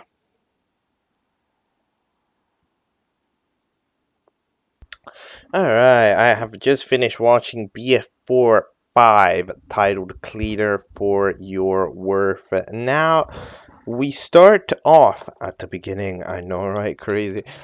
So bed has died officially. That one bed. I don't know if both beds. I mean, the other bed is probably chilling, because they didn't die. But yeah, that bed died. It did technically make Domino lose the challenge, but I mean, like, I don't, that was more bad training, I can't lie. Calculator is the main character, I'm telling you, the main character is back again, talking to them, trying to cause a ruckus around the other team because they won the ball. Of course, that ended up stuck to the bed. But then, honestly, kind of a sick-ass move from the ruler, I can't even lie. Is that, you know, like, that was sick, to be fair. Hey, taking advantage of the objectness is kind of cool, you know, even in real life. I mainly say this when you're not in real life, but like in real life, taking advantage of your objectness when it's possible could be fire. I hope that someday we get to see Rubik's Cube turn. I know, right? um, or what if like a chess pawn could take a piece? Imagine, like what the hell? That'd be crazy. What if it could en passant? That'd be fire. Imagine a pawn en passanting in BF4. That'd be crazy. But then eventually we end up having the. By the way, hold on. Oh, hockey stick didn't do. Wait, because everybody praises hockey stick. I don't know why. Because why are we praising hockey stick? Or was that the hockey stick did that for the tape measure? That why? Because people are praising the hockey stick even though tape measure did it. So I was confused. Like, did hockey, like, was it incorrectly credited? No, it must have been correctly credited. No, I don't know. That's interesting. But all right then. Hockey stick gets pretty excited. But we have our little challenge. So okay, at least now here in the elimination, we don't have the bias as I said before, where the right side of the screen is the ones up for voting. That was either a coincidence or we fixed it. Now it's random. Now the bottom two ended up being Domino and Glue Stick, which means that I think Glue Stick ends up getting eliminated here in this tie because the dog who eats paper ends up choosing them. Yeah, that makes perfect. I mean, that makes sense. Domino's one of those main characters, fellas. Honestly, okay, the way that this show in general is giving me is giving me the vibe of, is that like this gives me vibes of a contestant voting show that's for some reason not a contestant voting show. Because like surely like I see character arcs that are trying to happen, and to be honest, I'm pretty intrigued. But like it doesn't like surely it's not gonna work very long. Because like we've already nearly had our main character calculator get out. We already had the main character in the other team Domino get out. We've like very close by. Would be shook, like shook, if Hockey Stick survived, if Hockey Puck or whatever survives the next elimination, you know, because of course they're working with Evil Guy. Like there's no way they're surviving the next time they're up for elimination, and at some point they'll get up for elimination, right? And then at that point they'll just be gone. Right? We won't be able to see them progress in their arc and their journey, right? So like viewer voting for the way that this is going, I'm not too confident in it. I'm gonna be honest, because this feels like a show where like we need to see certain characters stay in for arcs to happen, but in the way that it's currently happening, I feel like they're just gonna get eliminated because they're gonna end up being the character with the most screen time and the most things happening to them, which means that, however, they're gonna be the characters with the most people's minds and the characters that are gonna end up getting voted for. Basically, I'm worried about that quite a bit, to be honest. I'm a big fan of viewer voting, but I don't know if the way that this is getting written is the best for viewer voting. I can't lie. But either way, Key ends up just asking. Amazing shot, by the way. The shot of Pawn in the light, like the calculator looks so unbelievably like distraught with this lighting. It actually works so well. I don't even know what the hell, what drink they even make the host fella. But yeah, there's just a lot of garbage on the floor. Oh yeah, very interesting thing. The human will be back in a few days. What? So they're not here. The human's not currently around. Which means that there's like, bro, that I'm mad sure. So that means that I'm very interested in this human. So the human's currently not here. They're gone for whatever reason. But that means that like the objects currently have pretty free will, no? If there's no human moderator fella guy to keep them at bay. So that means that they're kind of chilling, which is interesting. I don't know. I'm just trying to imagine how this human object relations would go. Like, do, is this like a Toy Story thing where when the humans around, the toys need to stay still, like be inanimate, but then they move around when nobody's looking? Like, is that going on?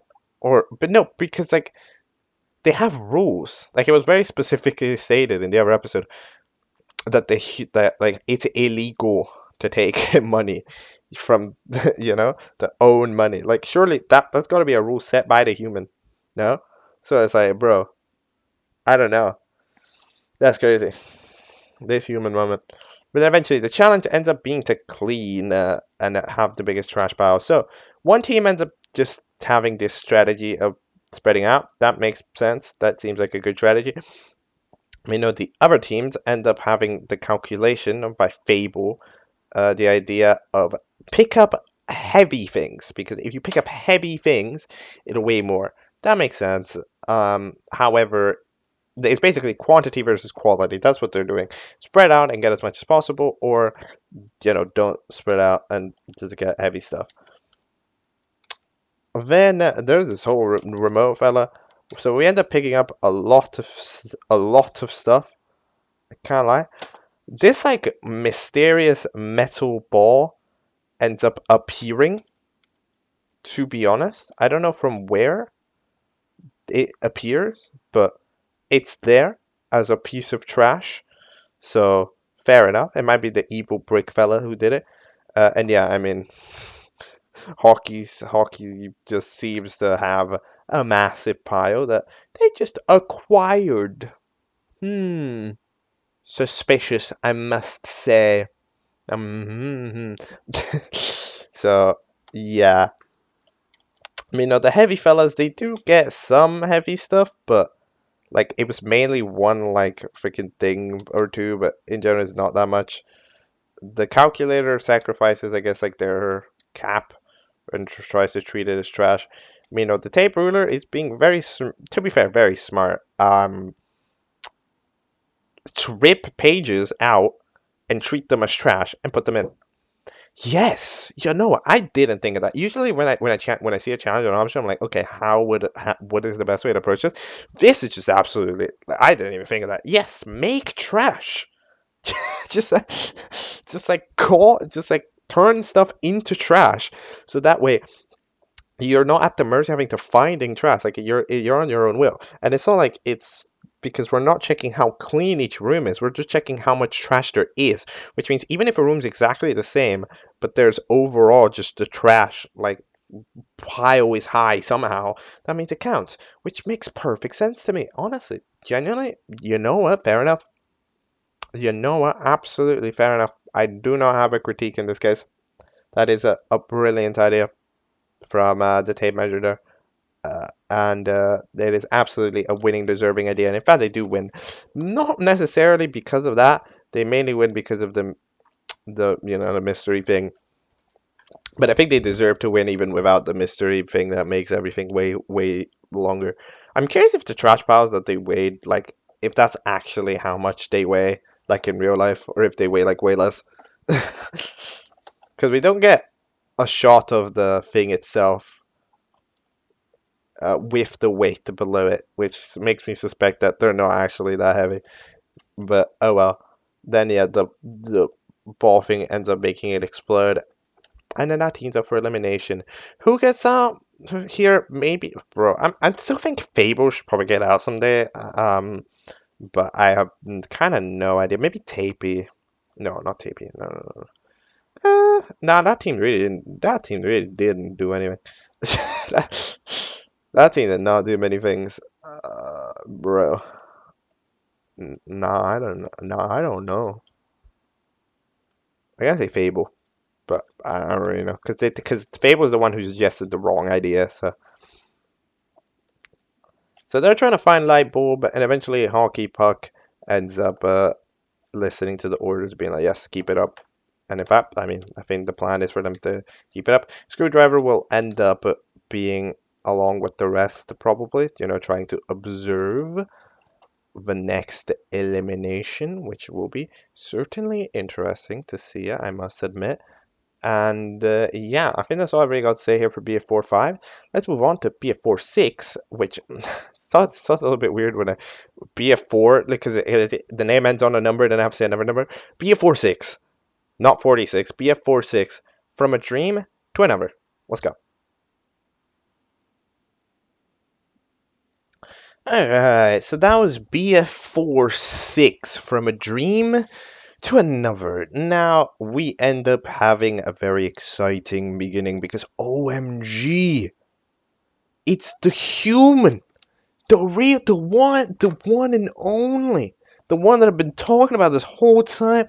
They just showed up nonchalant, dropped the backpack on the floor, dropped the jacket probably on the floor as well. I'm gonna be, I don't know what would be the, and then proceeded to meet up with the fellas. So, you see, I don't know. It's like the human just is like the owner of the place. Like, it's just it's just kind of a chill relation, It's just kind of like, yo, you do your stuff, I do my stuff.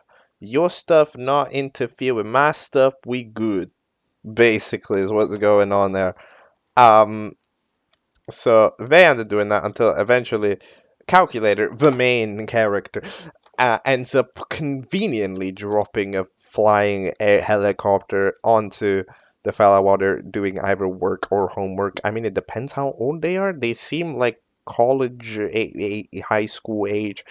Um, but eventually they decide to take the competition to another place. I find it funny considering the competition has absolutely nothing to do with like what had just happened there, like what provoked their reaction. Like there's literally like there's no correlation at all.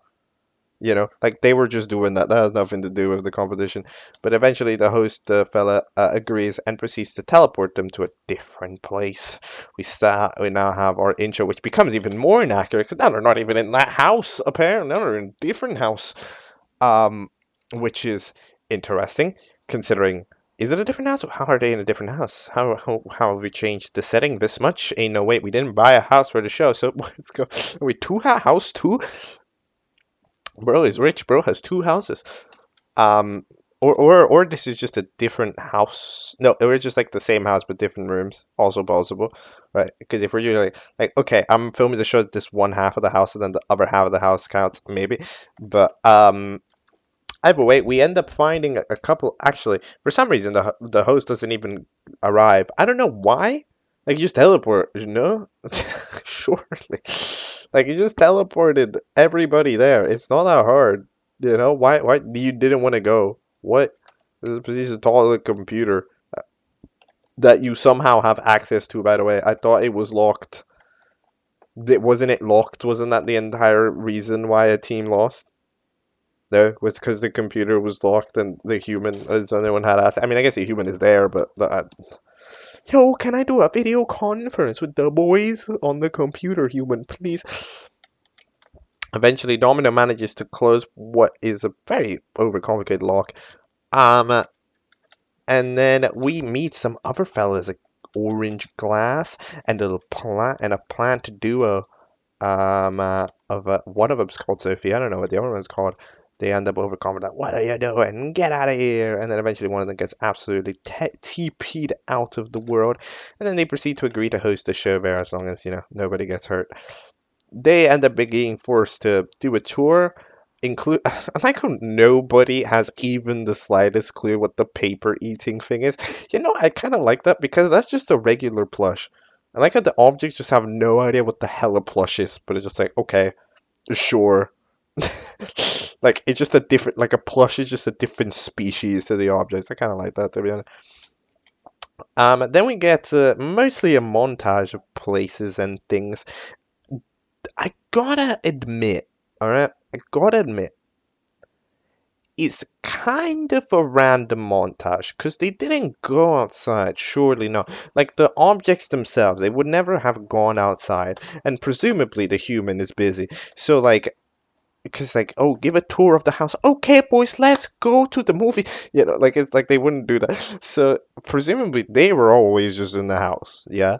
And then the human would, just be in the house as well because they're ultra busy. So I don't. So those like cinematic shots. Well, I mean, like they are cool shots, but of like the environment and stuff wherever it is. I see more Arabic text on like the one of those signs that's shown on the screen. I can't immediately tell you what place it is, but it's probably somewhere around that region where they have like Arabic as one of those main languages, like, kind of like the MENA region.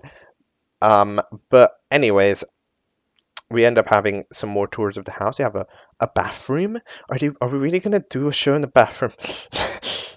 They have a kitchen. There's a top floor of the kitchen. There's some other fellas that we get to meet, some other objects. I do like the fact that there's a lot of objects, like the fact that we are seeing the more universe. That's out of all the decisions made in the show, I think one of my favorites is definitely that.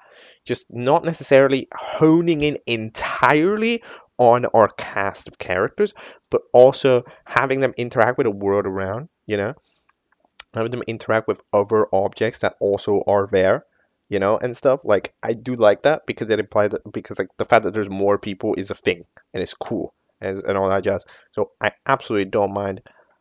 Like at the plants, it's a million cousins.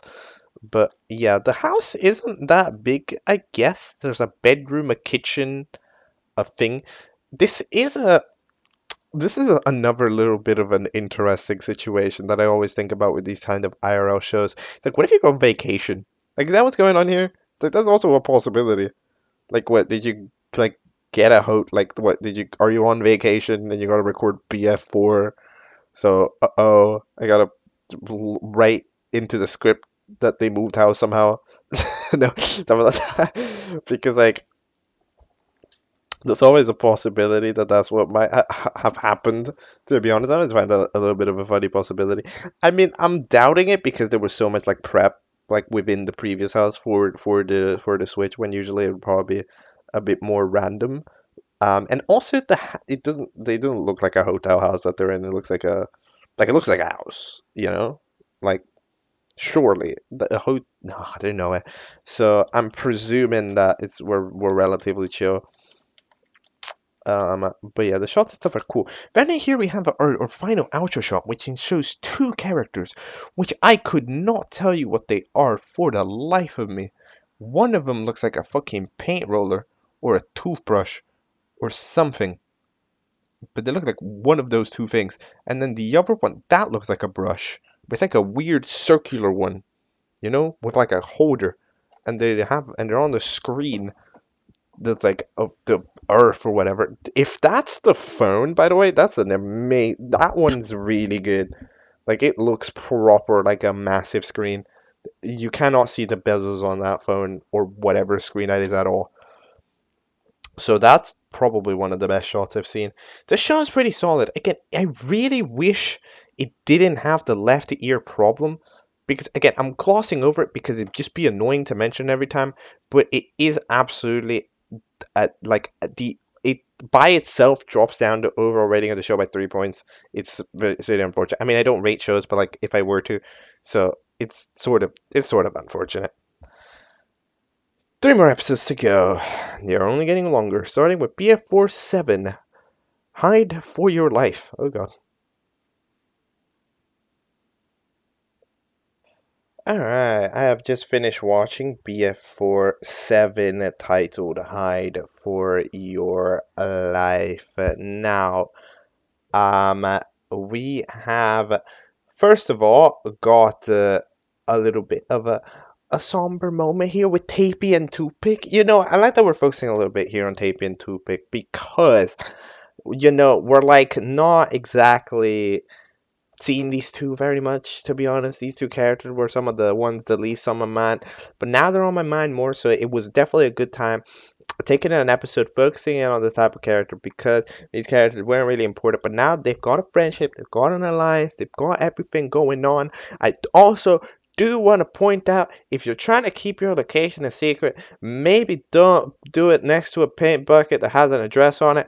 I'm just saying, I know it's the address of the paint bucket company, but that should theoretically still be pretty near to wherever you are. I'm just saying, it's not a great move, but you know, um, anyways, now you end up having the elimination. Yeah, we're in a different place, by the way, which seems to be a oversight in terms of the host, in terms of the last episode, because in the last episode, we get introduced to all these plant fellas, and they introduce us to the new house that we're gonna be in, but then no, we're immediately out of it. So I think that was probably a miscalculation in directing there about where they were gonna be for the filming of this episode. It happens. Um, but we're in this different house that actually makes a pretty solid setting. There's big open space here, 3 floors, one of which you can't go in, one of which is sort of spooky, an extra floor. Um, uh, and there's the stairs that are a lot like it's a pretty good space to do things, to be honest. So yeah. In the elimination, which is from, well, 2 episodes ago, because in the last episode we didn't have an elimination, we end up having Fable be eliminated because they did in fact throw that challenge. Technically, like, I mean, they didn't necessarily throw the challenge, but they kind of just did it wrong. They didn't do good. They didn't do good in that challenge, to be honest. So their idea was bad, but TP lives another day, and then Fable ends up having a depression montage, whatever the hell that means. It's a pretty good depression montage. Like, that shot of like everything dark around him is a pretty insane shot. Taking good advantage of the camera's quality there. Challenge is just hide and seek. So they end up deciding that the Seekers is going to be 2 pick on one team, and then flipping hockey stick on the other. Hockey stick ends up being, well, majorly advantage, primarily because hockey stick has the freaking earphone of the evil guy that's routing them to the win. Taco from II moment, right? So, like, I'm gonna be honest, I don't know how we still have it. I originally was envisioning some sort of, like, story arc where we were gonna be like, shit, I wasn't expecting us to move house. My leader is gone. What the hell do I do? Right? But no, this guy just has interterrestrial freaking ear, like, speakers thing, where, like, even when this guy is on another house, he's somehow still capable of giving info to Hockey Stick and knowing where the people are. I'm not sure where. Maybe it's the hackers from the other video. I'm not really sure what's going on with most of these post-credit scenes right now. There's the one in the last video. We don't get any update on that here. So I have no idea who those two even are. So yeah. Meanwhile, Tupic is just kind of honestly just vibing it out. Tupic isn't necessarily using any strategy. They're just kind of good. I really like the table. The idea of moving the table. Oh my god, I actually really like that idea. It's like using the table as a transportation device. It doesn't work. Tupic is better than that, but like it was fun. Um, okay, so both teams end up doing something pretty smart because, like, actually no, one team ends up, no, sorry, they're in the same team. So both Key and the Calculator, to be fair, do very smart things. Calculator does a camouflage, which makes makes sense to me. I understand that being out in the open is scary, but especially when you have that cover in the way that you do, yeah, just freaking go hide. No, like, yeah, just go to a black spot, and then if somebody just not paying attention, you'll be there. Because, like, even if you're guided, right, to wherever somebody is, right? If you just can't see them, you can't see them. So, like, even if, for example, the guy went, "Yo, Calculator is in this floor," like, even then, you just can't see the Calculator. So you're just like, I can't find him, right? Because it's camouflage. So that's a smart idea. And also very smart is Key. Key is just doing a big brain move there because, when in my opinion, the best way to play hide and seek, right? Depending on the locale you are, right? But in my opinion, hide and seek is usually best done when you just kind of get to a hard to reach place, right? Like it's not necessarily that that you're that well hidden of a place, but as long as it's just as long as it's just a place on the low key and it's hard to get to, it's a good place, especially in video games that have hide and seek. Just go to a hard to reach place that's far away. Try to get far away from the starting seeker location because, like, in general, you're just kind of getting. So that way, of course, you'll find other people before they reach, like, they encircle you, and then obviously you're going to be in a hard to reach spot. So even if they find you, you have usually enough time to get out of there, skedaddle, right? Or just simply, they won't look there because it's hard to get there. So key absolutely doesn't. It does help that they are one of the smallest contestants, absolutely. But yeah.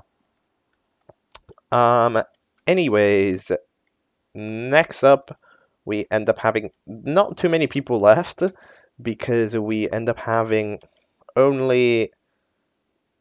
We only need to find Bolly and the measure for pitchfork for a toothpick. Meanwhile, Hockey Stick just needs to find Key, which then we get the best song of all time. You are awesome. You were brave. Okay, I don't have the audio on, so I can't sing it. But it was amazing. It was one of the best things of all time. And I need that to play in every video ever made on YouTube from now on.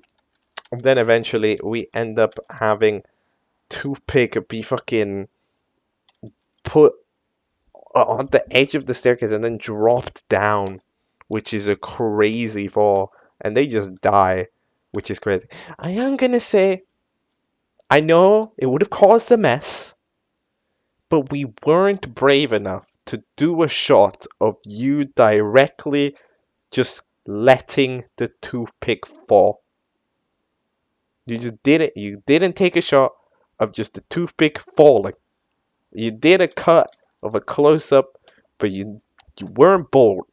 I'm just saying, you weren't bold. It's okay, but you weren't bold, alright? I would have liked to see the shot of the toothpick falling and go like, what? You could have put a pillow down there. But yeah.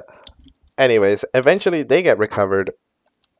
Toothpick ends up getting recovered and catching the other two relatively quickly. Why? Because camouflage.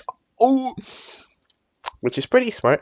It does make me originally think, because, like, what did they just forgot calculator exists? No, Domino's just forgot that calculator exists because, like, they said, oh yeah, there's one person left. What? No, you didn't catch calculator. So what's good? What are you doing? Are you dumb? Huh? I don't, bro. Domino's is low-key throwing. At this point, even though Domino's is one of the main characters, at this point, get the fucking out of there. They're throwing so much. Like, genuinely, they're being a leader, but they're just throwing.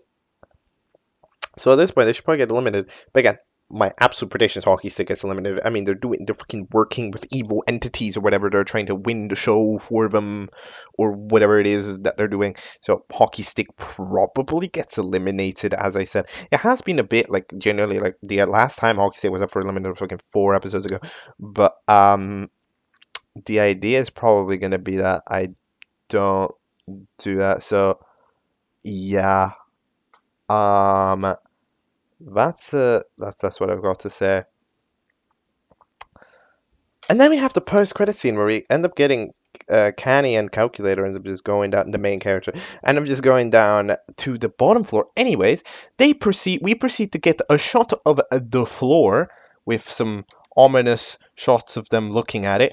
I'm sorry, there is not one single thing that is interesting about that floor. That is a floor. That's tiles. That's, like that's what that is. There was no need to stop and look at it cinematically. Like that's what the floor looks like. Yeah, yep, that's all. That's all good. You know, we that's normal. That's what you would expect to see. Indeed, that's what you would expect to see, in my opinion. So, um, I'm not exactly understanding what the issue is here. All right, I'm gonna be honest. So, yeah. All right then. Next up is gonna be BF4 8. BF4 8 is titled "Someone is Suspicious." Let's go. Okay, so it is the next day. By the way, it's the next day. As I'm recording this, I've just finished watching BF4 8. Someone is suspicious. Now, we immediately start off here with Screwdriver, who has joined the gang as was planned. We're also back in the main house, quote unquote. You know, they're back in the lounge where everybody was, which does continue to make me think that the whole trip wasn't planned very well. Because, like, okay, one episode, right? Episode 6, we're like, all right, boys, today you guys are moving, introduce new house where you're gonna be staying, and then it's like, all right, cool, that's a new house. Then episode 7, oh no, no, you move house again, you move different house. Last episode, irrelevant. Go, you guys are in a different house now, and you guys will be moving around constantly, all the time, new house. All right, okay, sound good. Yeah. And now here we're like, nope, never mind, no new house, new house not necessary. You back here now in the main house, the one that you guys were kicked out of because the human was busy studying. I guess they became unbusy or something, I don't know. There wasn't really a lore reason to why we're back here already, but like, we are. So yeah. So Screwdriver's pretty upset that the people are back, but they decided to use their little. So in the meantime, they have created a new invention, which is a cloning device, a cloning gun. They shoot somebody, and it'll make a clone, and you'll be able to make a clone of them.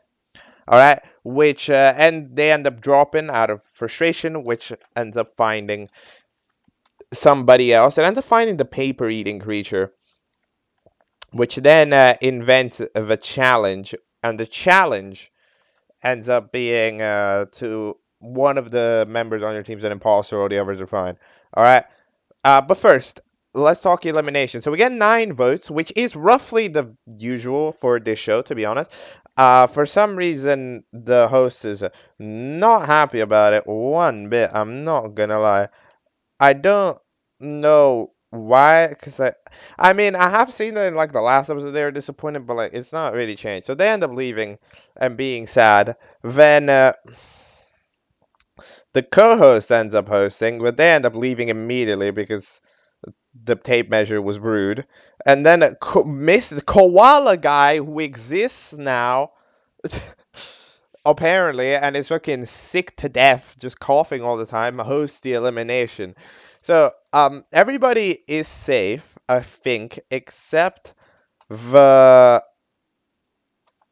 Okay, so we end up at a final 3 of the chess pieces and domino. The black chess piece is fine. So then we have Chessy, which I think is the white one, and then dominoes as left. Now, we don't actually get the voting numbers, so we don't really know. Technically, it could have been wrong. You know, technically, Koala Guy could have been incorrect.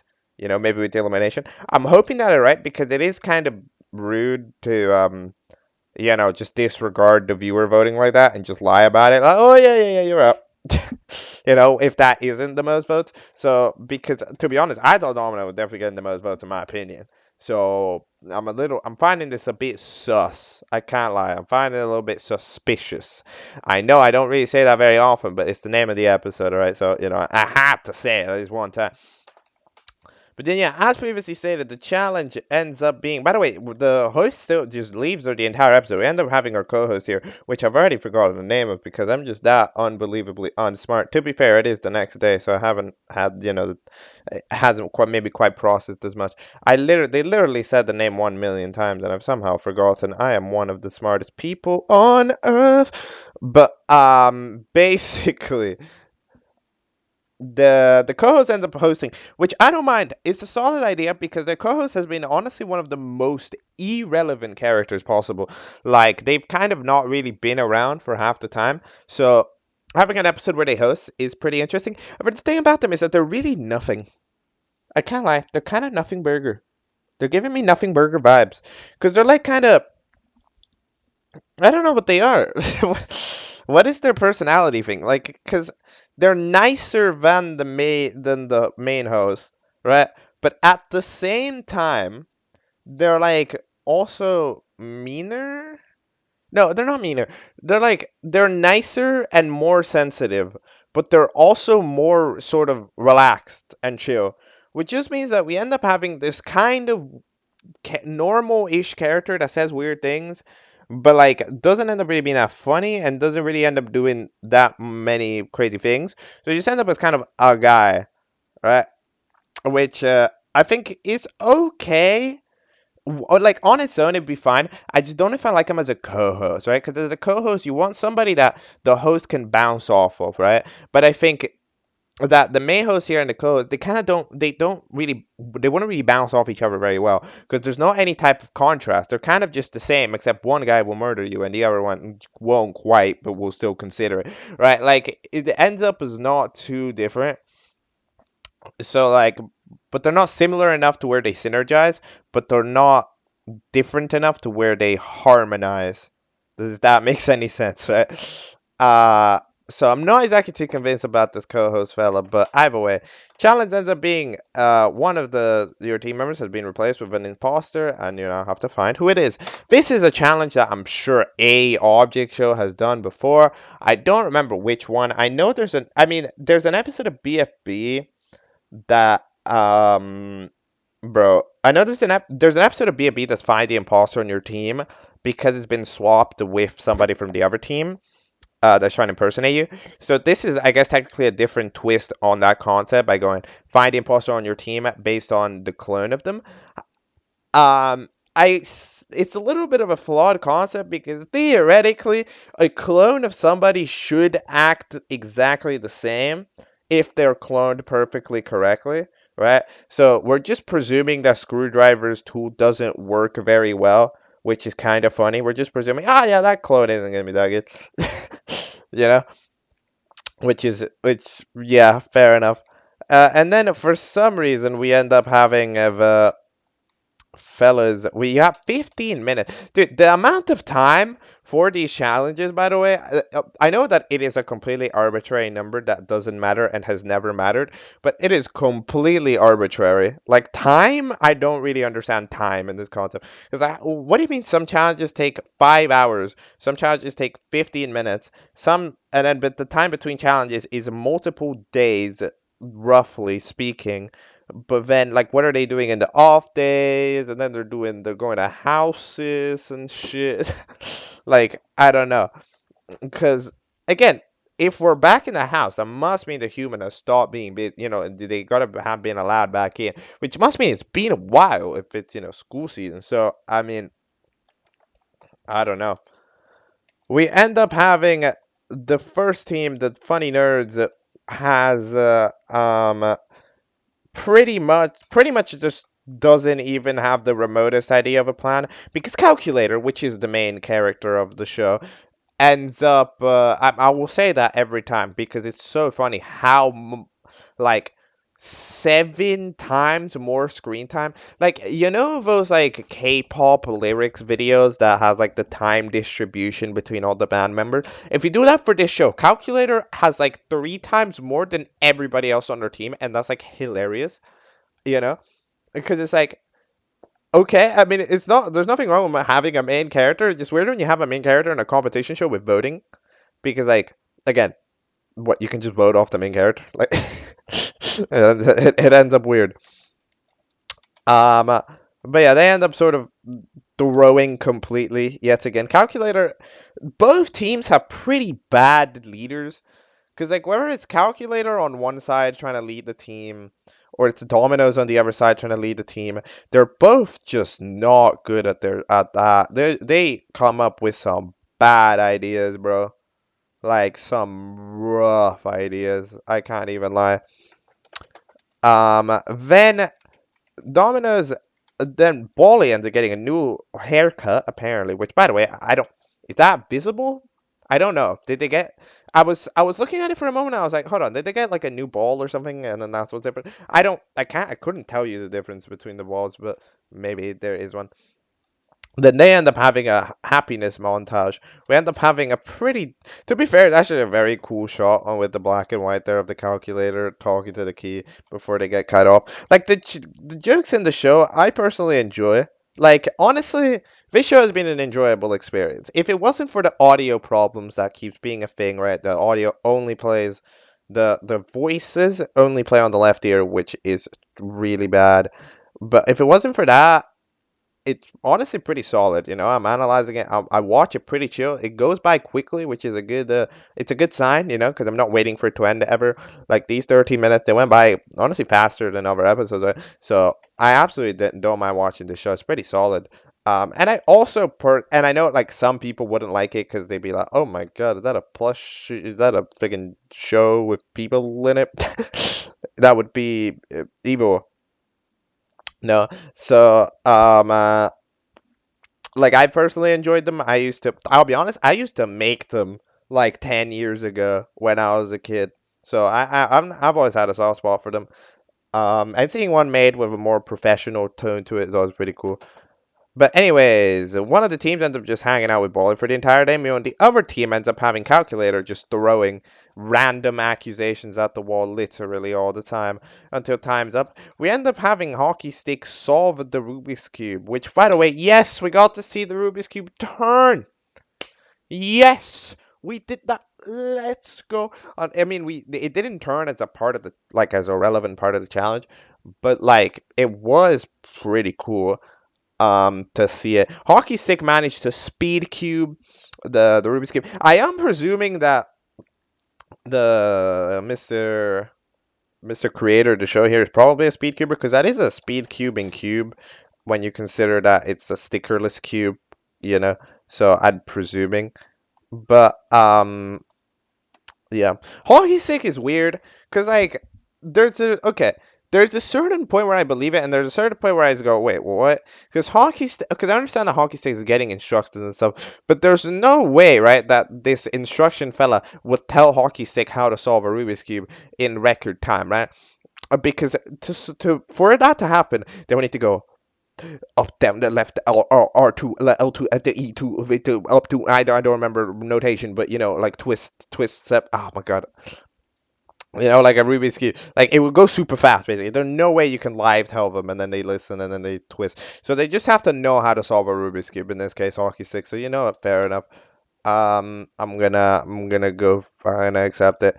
Then a challenge is over. A calculator ends up blaming Black Pencil for no reason. Character we haven't even seen in today. Like, it's not, oh, you haven't punched anyone today. No, you just haven't today. Just like anything, just that you didn't. You just they weren't. You just weren't there. You were just weren't in the episode. Like, it's which is weird. I don't even know if you're in the background. Like, genuinely, I completely was like, oh wait, yeah, you exist, because I didn't see them in the episode. But then they end up losing. But then they would be fine if the other team makes a mistake, and they are about to make a mistake until the Sharpie ends up deciding just immediately going at you as Bally, because you don't look like that. And in fact, they are correct. Bally is apparently gonna survive until, for now, to be honest, until the other fella comes by. Now, I'm mainly, I'm not necessarily thinking that this fella is getting disintegrated. I'm just worried about how, like he would need to leave. But I'm just worried, where's the other one? Yo? Where's the actual one? Like, are they just gone? They don't get replaced, or just, there should be two of them around, no? So, theoretically. The other one should come back, but how's it gonna come back? Like, where are they? Why is that not an important thing to do? Like, okay, we had the clones, all right, bring back the real one. Bring back the real guy, no? Also, it's kind of weird, especially in the other team, when it's like, freaking, the fellas up for him. Wait, actually, no, they're not up for elimination. Oh, no, the pen isn't up for elimination. Okay, no, then never mind. That's actually good. I was a bit worried because the pen was up for elimination. Like, okay, well, that's not fair. You're the imposter. You're going to get voted off. Um, but yeah, no, everybody else ends up being up for elimination. Which, who's getting eliminated? I mean, in this case, it absolutely has to be Calculator, no? Surely. Like, if it's not Calculator, who is it? I'd be so, I like, this gives me vibe. It's gotta be Calculator. Because Calculator threw completely. Like, you just absolutely threw. I'm not saying the team would have had very good odds without them. But, like, there's some people there that can do stuff. We saw Toothpick and Tapey be pretty good at strategizing earlier. You know, like, we could have seen that happen. But then, like, in this case, we're just getting Calculator absolutely throwing. I don't know if Calculator is getting eliminated because Calculator is the main character and it is the titular character. So maybe they'll, they'll be like, no, I want to vote somebody important. But then it's like they absolutely threw the challenge. In terms of if they deserve to get eliminated, the answer is yes, absolutely. They deserve to get eliminated because they lost for their team. It's their fault. However, if that's gonna happen, I don't know. But yeah, I think that's all I've got to say about BF4 8. Now it's time to head into the latest but I think it's the latest episode, unless I'm like, am I going insane? Because this is BF4 8, and then the next episode is BF4 10. You see, that's just the one reason why I'm a bit suspicious, but I don't think that there's a BF4 9. Like, that's not a thing, right? Sure. Yeah. No. Okay? Yeah. Surely. I think. I think we're fine. All right. I'm gonna go. I'm gonna just watch episode 10. If there feels like there's an episode I've missed, I might try to go find it, but it's not an upload, so I'm just presuming that we're going straight to episode 10. Let's go. Okay, I have just finished watching BF410, which is, well, the latest episode of BF4. Yeah, it does in fact seem like it is the latest episode, so I don't know where the hell episode 9 went. I don't know where it went. I mean, like, is because I mean I know that there are certain jokes, right? That, like, oh, Apple can't count to 10, haha, because they skipped the iPhone 9, right, and stuff. But, like, in general, I'm pretty surprised that that's the thing, to be honest, because, like, they didn't mention it in this episode. Like, the fact that the episode number skipped sort of doesn't, like, change anything, you know? Like, it's not a relevant detail. So maybe it is the joke that, like, haha, like, or like 789, whatever, right? But, like, in general, it's not a piece of information that's on the thing. That's on the show itself. It's just the title. It's not even mentioned in the description to why it's episode 10. It's not mentioned in the show to why it's episode 10. It just is 10. Don't know. All right. The number 10. Then we end up having our beginning, where we end up having a little flashback of the calculator getting told by the telling jokes. These images are pretty well done in terms of feeling like images and stuff. And then an older calculator, like a TI-83 or whatever. What is it called? Is it called a TI-83? It's like a TI-87, no? Yeah, not exactly TI-87, but like one of those, like, bigger calculators, right? Ends up telling, you need to drop this stuff, my son, or whatever. No, I guess we don't ever get to hear it, but the presumption is that it's an older figure, right? It's a bigger, more mature calculator, so it's maybe like a father calculator, right? Which, again, immediately makes me way more interested in what the hell the human dynamic is. Because for a minute, because my original presumption earlier was that we're treating the human like the global, like, parent that solves the disputes and stuff, right? because like they're the ones that has bought all of them, right, and has put them in the thing, but in the house, right. But then now knowing that the objects themselves would have parents immediately switches up everything. So what is this human? What is it? What are they doing? I want to know. I need the human. You can't just drop me lore that that they're all living in a human's house and the human is okay with it, and there's a society where the objects and the humans live together, and just not explain out in one episode where it tells them to leave until they're suddenly back, but we don't get to hear why if the human invited them back or what's going on. The host is still gone. Where the hell did he go? Like this is just the way what happened, and now the objects are parents and stuff, which wasn't ever mentioned. Like there's just so many things. Then, as Hockey Stick is about to go, they eventually get teleported back. We end up finding out that the Lego brick tells them, "Yo, you're gonna have to sit out for some challenges," which because the fella's getting suspicious. Now, I can't lie, I don't know how the solution to somebody getting suspicious is to leave. Is it? How would it be to leave? Because, okay, you're getting suspicious about what? That you're doing well in the challenge. Okay, cool. But if you leave, you're just not in the challenge. That's more suspicious, no? Because, like, where did you go? Like, to be fair, you can get away with it here because the co-host that's dumb is hosting. But, like, other than that, it's not nothing. Then we have the clone. So the clone is still alive because the host isn't here yet. Then the elimination comes in. And then, for some reason, Screwdriver and Koala Guy, they're just kind of chilling now. Koala Guy's fine. By the way, another thing that I think is kind of random, not a plot point that was very throughout. Like, okay, we get introduced to Koala Guy. It's like an old dude that's dying, coughing all the time. And then randomly, after that elimination scene, bro is chilling. Bro is okay. Just a normal guy now. So why was he just dying at elimination the other day? You know, like what's why? And also, where did you come from, and why is the koala guy not considered weird? And especially if you consider that like they're plush, it's in the same way that the paper eating people, right? They're plush, and nobody understands what they are. But the koala guy's a plush, and everybody's okay with that, right? Nobody finds them weird. So it's like, what is it's like? I don't know.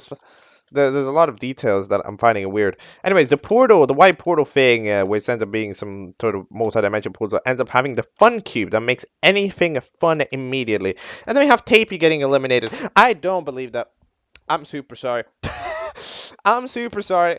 If we're skipping an elimination, I'm already immediately suspecting it.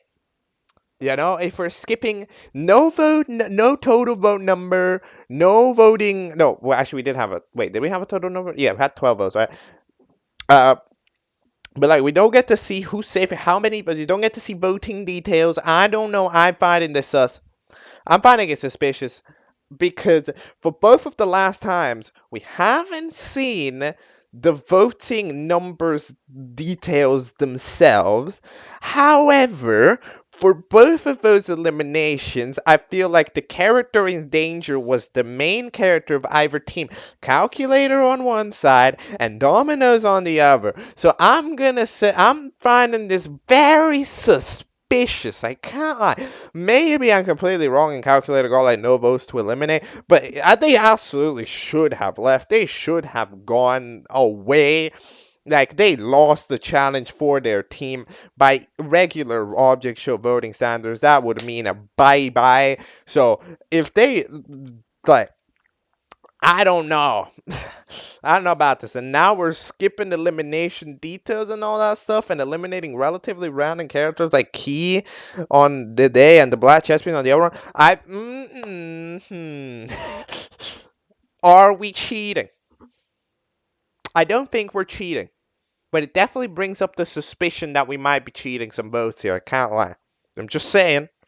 When you don't show the voting details, it becomes a bit suspicious that you might be tampering with the votes. Alright? Okay. Next up, after the elimination, we end up getting introduced to the fun cube, which makes everything fun. But then, right as they're gonna be doing it, out of the cube pop the fun gods. OMG, the fun gods are here. They are real and all of that stuff. So yeah, The fun gods proceed to take their cube back, which makes sense. And we get introduced to them. So we have the McDonald fella, the Happy Meal fella. I don't remember their exact names. I know they have names, but they mentioned it like one time. So we have a bunny, which is apparently has sensitive hearing. We have a monkey plush, which is all right, and then we have a little dinosaur dragon plushie as well. I do like the fact that they are relatively themed in the sense that they're not just like there's not just like other objects. Like they are objects, but they're not objects in the way that the other objects are objects, right?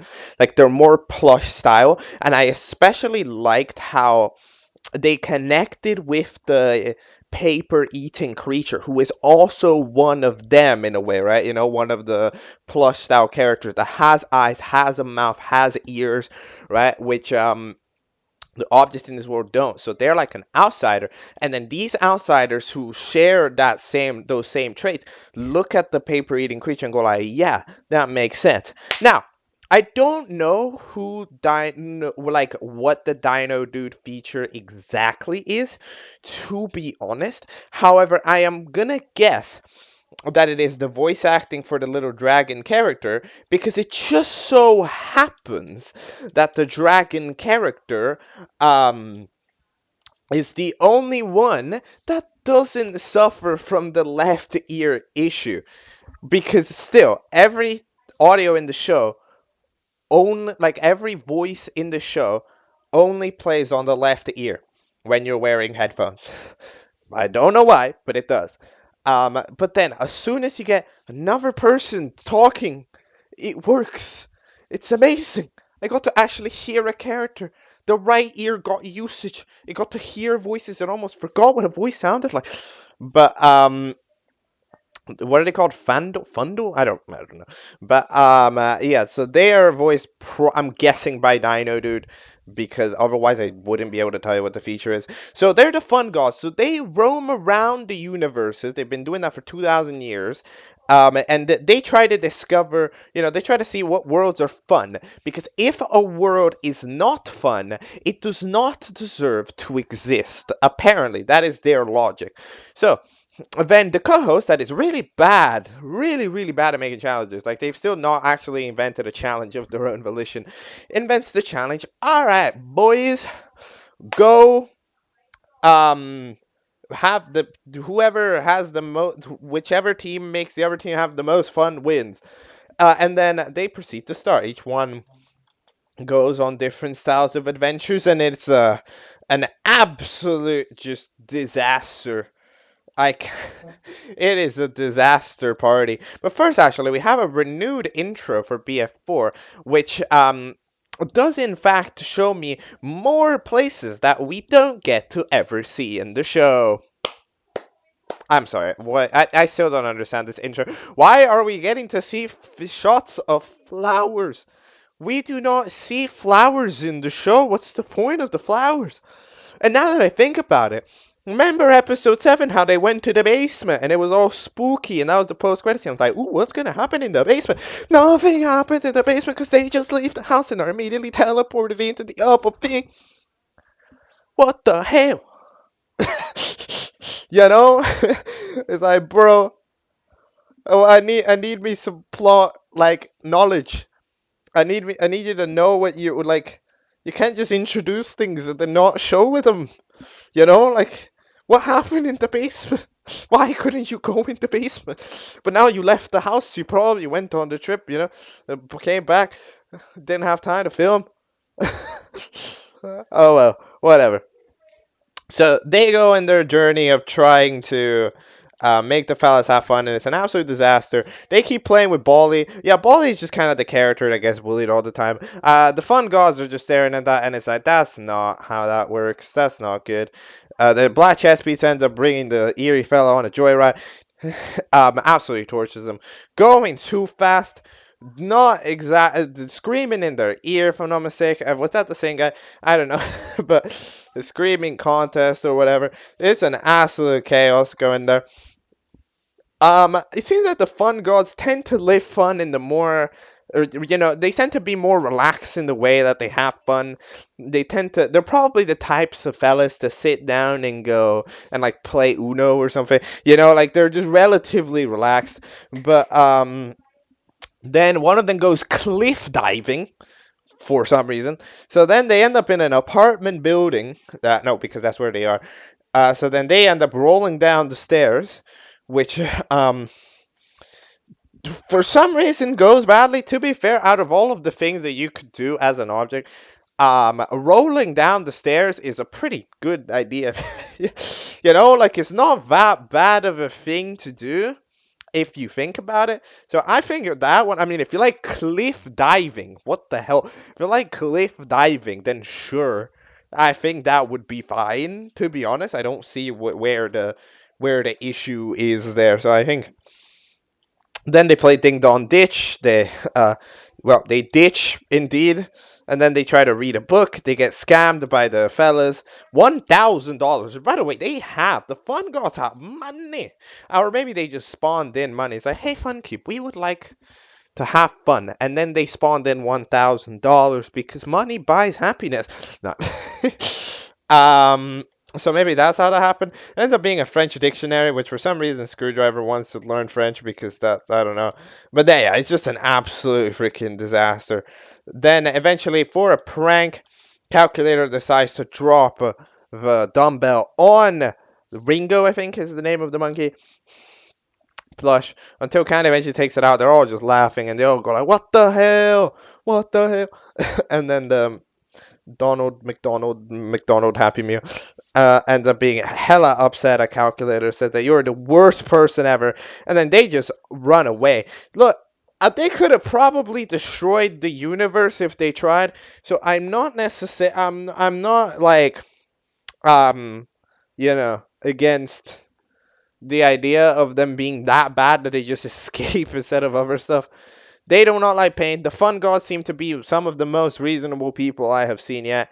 So, yeah, they just dip, and then they lose the team of Calculator because Calculator has just been annoying. She's like, hey, can't tell you a joke? No. Can't tell you a joke? No. Can't tell you a joke? No. So that team is up for elimination against who is bad in that team? Like, everybody. But like mainly Calculator. Yet again, it's like, I'm sorry, Calculator, how do you not get voted off the show? I'm not understanding it. Because, like, okay, it's not that I dislike Calculator. Calculator is fun. Like, it's the main character of the show, you know? Like, it's the one with the most screens, the one with lore going on, it's the one that you might feel bad for. But you just gotta eliminate them. They do nothing right. They were very good at the camouflage challenge, but they're just horrendous at everything, you know? Like, their performance in the show is shambolic. It's like so bad. Where it's like, you gotta go. But they're not gonna go. And as long as we don't see voting numbers, I'm gonna be suspicious when Calculator suddenly doesn't leave in the next episode. To be honest. There's a few other characters that could get eliminated. I'm expecting now might be Black Pencil's time, to be honest, though, because I mean Calculator should go absolutely 1000%, but like in general, I'm not expecting them to go because it's just they're relatively unlikely to go because of lore reasons. So yeah, they seem to be down and the whole thing with the parents, but yeah. And that is the end of BF410. What do I think of this episode? What I think of just the show. The show is a pretty good watch, in my opinion. This show is a good watch. I enjoyed watching it for the most part. It went by pretty quickly. It manages to have a lot of interactions and a lot of scenes and a lot of lore, which is nice. It takes advantage of its medium in a way by managing to, do it does pretty good for its medium. To be fair, for the medium being IRL, it's pretty solid. Right? I enjoyed it. There's a few things I dislike about it. The absolute main one, this show needs an entire audio redo. The audio in this show is fucked. I can only listen to the left ear. And while I've been glossing over it, I talk about the lore because I don't want to just complain about that for all the time. This is a must-fix issue. This is like a need to fix right now, immediately, at this moment level problem. You know, it's like this is important, big deal. You know, because like who's gonna listen to a show with one ear and then have like music on the other? You know, like it doesn't work. You need to have the show play on both ears, and it's weird because like I don't know what bug it is that's making this happen, but it's something within the regular recording process, because when an audio is re-recorded, it plays fine, and when somebody else is recording, it's fine, and when music is playing, it's fine, especially, for example, in the episode with the song by Nikoszu, like that played fine on both ears, right? So it's not like a global issue, just specifically the ways that the main lines end up recorded. When edited, they end up only on the left here in the final product. I don't know how this isn't something that has been noticed. Maybe the creator is only using a phone, in which case it's harder to tell because of the speaker system. Usually, even then, dual speakers now have like left and right ear. But either way, they should be noticeable. Like, just take headphones. Like, use headphones to listen to these videos. It's only gonna play on the left ear. Like, how do you not notice this? You know, like surely you do, because it's so obvious. And even the live action object show video, like if I'm not mistaken, has the same issue as well. So it's like that's an absolute elite tier problem for me, anyways, just watching this on a computer. But yeah, that's my opinion, massive thing, number one thing to fix. Second thing is you just gotta kind of get your story down right now. You know, like, because the thing about it is that we're sort of trying to make episodes a little bit based on the scenario, but it is one of the negatives of the IRL show is that we're not always in the same scenario, right? But in which case, I think it's better to just either make sure that you've wrote it in properly, like what happens in X, Y, and Z, or like be prepared properly, or like just wait it out. If you're going on a vacation or whatever, you don't need to record an episode of BF4, right? It's like you can have a vacation, because it just ends up weird when it's like episode 7, we're in a house that we're gonna be in and we get introduced to a new cast of characters, but then episode next we're already gone for some reason, and it's just like, oh yeah, you'll be moving all the time, and then we don't move all the time, and we stay for that one episode, and then we're back at the regular house. We don't know how, we don't know why we're back. The human still hasn't been seen since the episode where they ended up inventing a way for them to leave the house, but how did they get back? What the hell happened? Did the human... I need this is knowledge now. Like, I understand that it's a little bit pedantic to ask these questions, but it's because you've made the show like this because you've tried to accommodate for you probably being in a different place, right? But now that you've accommodated for that, you now need to answer what happens when you get back to your normal life. You can't just keep going, pretending that nothing happened like it did. You know, like you can't just go, oh yay, everyone's back for no reason. No, like you have to explain that. You explained how and why everyone left. That has to change for everyone to be back. You know, like something has to occur for for the people to be back. You know, like you can't just say, yep, that's how it goes. So that's, in my opinion, my thing. So I'd absolutely just recommend, if you're in a situation where you can't record a video, right, where you're going to be going outside of the sets of the show, you just can't do it. Like I think the best way to imagine this, in my opinion, would be to have a map of your show. Basically, have like not a physical map, but like have a map of the physical locations that exist in your show. Because with that, you can now make stuff happen within that universe. Because it's one of the biggest issues of viral options is that their placing are not consistent. Because depending on the conveniency, things just happen in different places. For example, in this episode, why are the dealers out in the open? I thought the dealers were shady objects that were holding on to the money, which they're not allowed to have. Remember, it's illegal for them to have money, so they're hiding underneath tables or where it's dark to make shady deals with people. But then it's this episode, and it's now daytime. They're out in the open, just on top of one of the main tables of the house, offering a book in exchange for money they're not allowed to have. And if they got caught with, they would, I don't know what happens when you get caught doing something illegal, but presumably not very good. So you see, it's like this inconsistency because of location, because the actual scene itself is perfectly fine. It just doesn't make sense when you put it within its location of out in the open, when we've established that the dealers are fellas which are chilling underneath, they're chilling in the low key. They're trying to not get caught. Basically, right? They're scammers that are trying not to not get caught. They're trying to be sneaky, but now they're out in the open, and that doesn't really make sense because again, they're not supposed to hold on to money. That's one of the rules. You said that. You made that statement, right? So yeah, that's like one of the main things.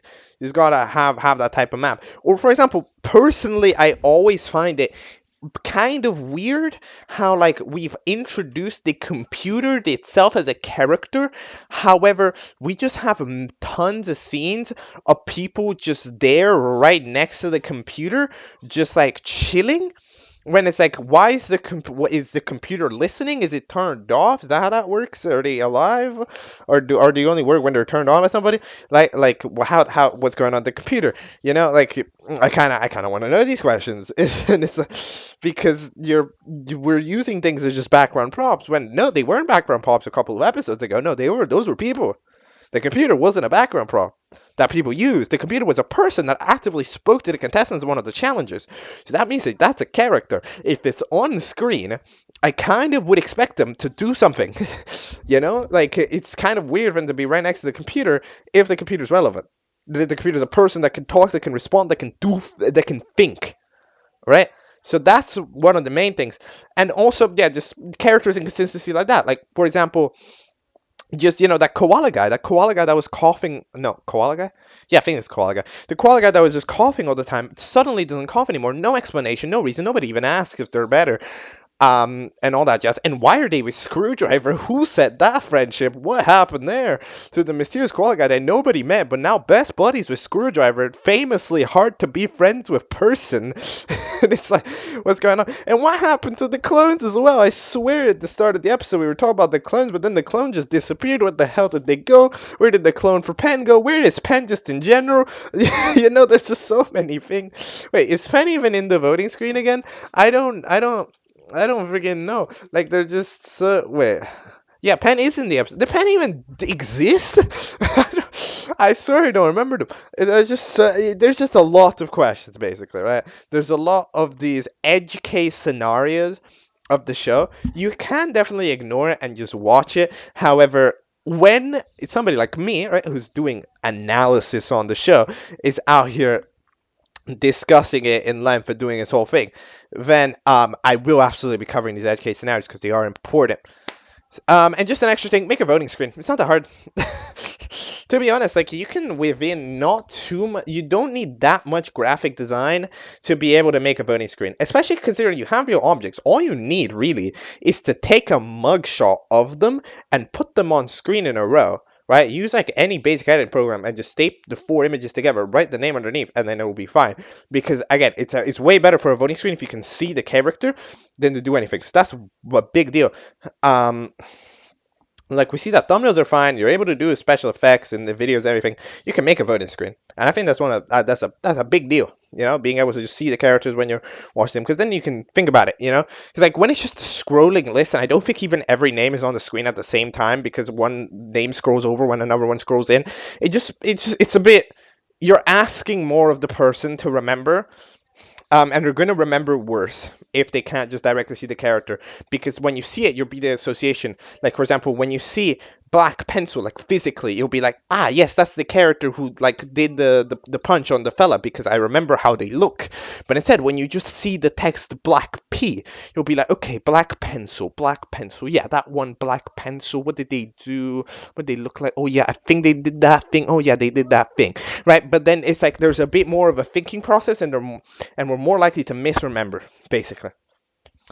Anyways, that was my analysis of your show. I made sure to make it a little bit more thorough than I maybe usually do, because I wanted it to be a little bit special. You're one of you're a requester that definitely spent a lot of time requesting, like I think you made an account and everything. So I'm absolutely happy to give you the request that you have, especially because you released a new episode, which means that you would count under the rule set of the show of Object Catchup anyway. So I was gonna cover it at some point, regardless of if you requested it or not. But that's the request covered. Keep doing what you're doing. Fix your audio, please. And yeah, that's all. Next. The next object show that we're going to be taking a look at is titled Object Point. We're taking a look at Object Point 2025, which implies that there was a previous one, which I'm not sure. I honestly haven't done the research, to be honest, on whatever past it may have been. This is created by a content creator with 19,000 subscribers titled timzipooOSC. It was recommended to me by a chatter in episode 21, titled Dave Minecraft 69420 is back, which is true, but they are indeed looking at that, and we are going to be taking a look, of course, into this series, starting off with an episode from 9 months ago, episode 1, titled Don't Question a Thing. Let's go. Okay, wow, that's episode 1 of Object Point. I must say I am certainly looking at a thing for sure. Like, nah, what, that's just crazy. So this is like BFDI,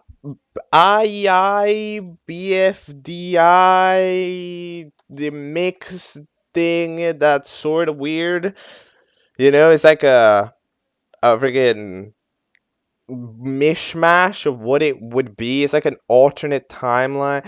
Like, when there's a scene where they show like an alternate timeline. Oh shit, this isn't how it's supposed to be. That's what this show feels like, to be honest. We have iPhone 7. That is not what an iPhone 7 looks like. I'm gonna be honest. That's not what an iPhone 7 looks like. They changed the design by then. So that's an accurate design, I must admit.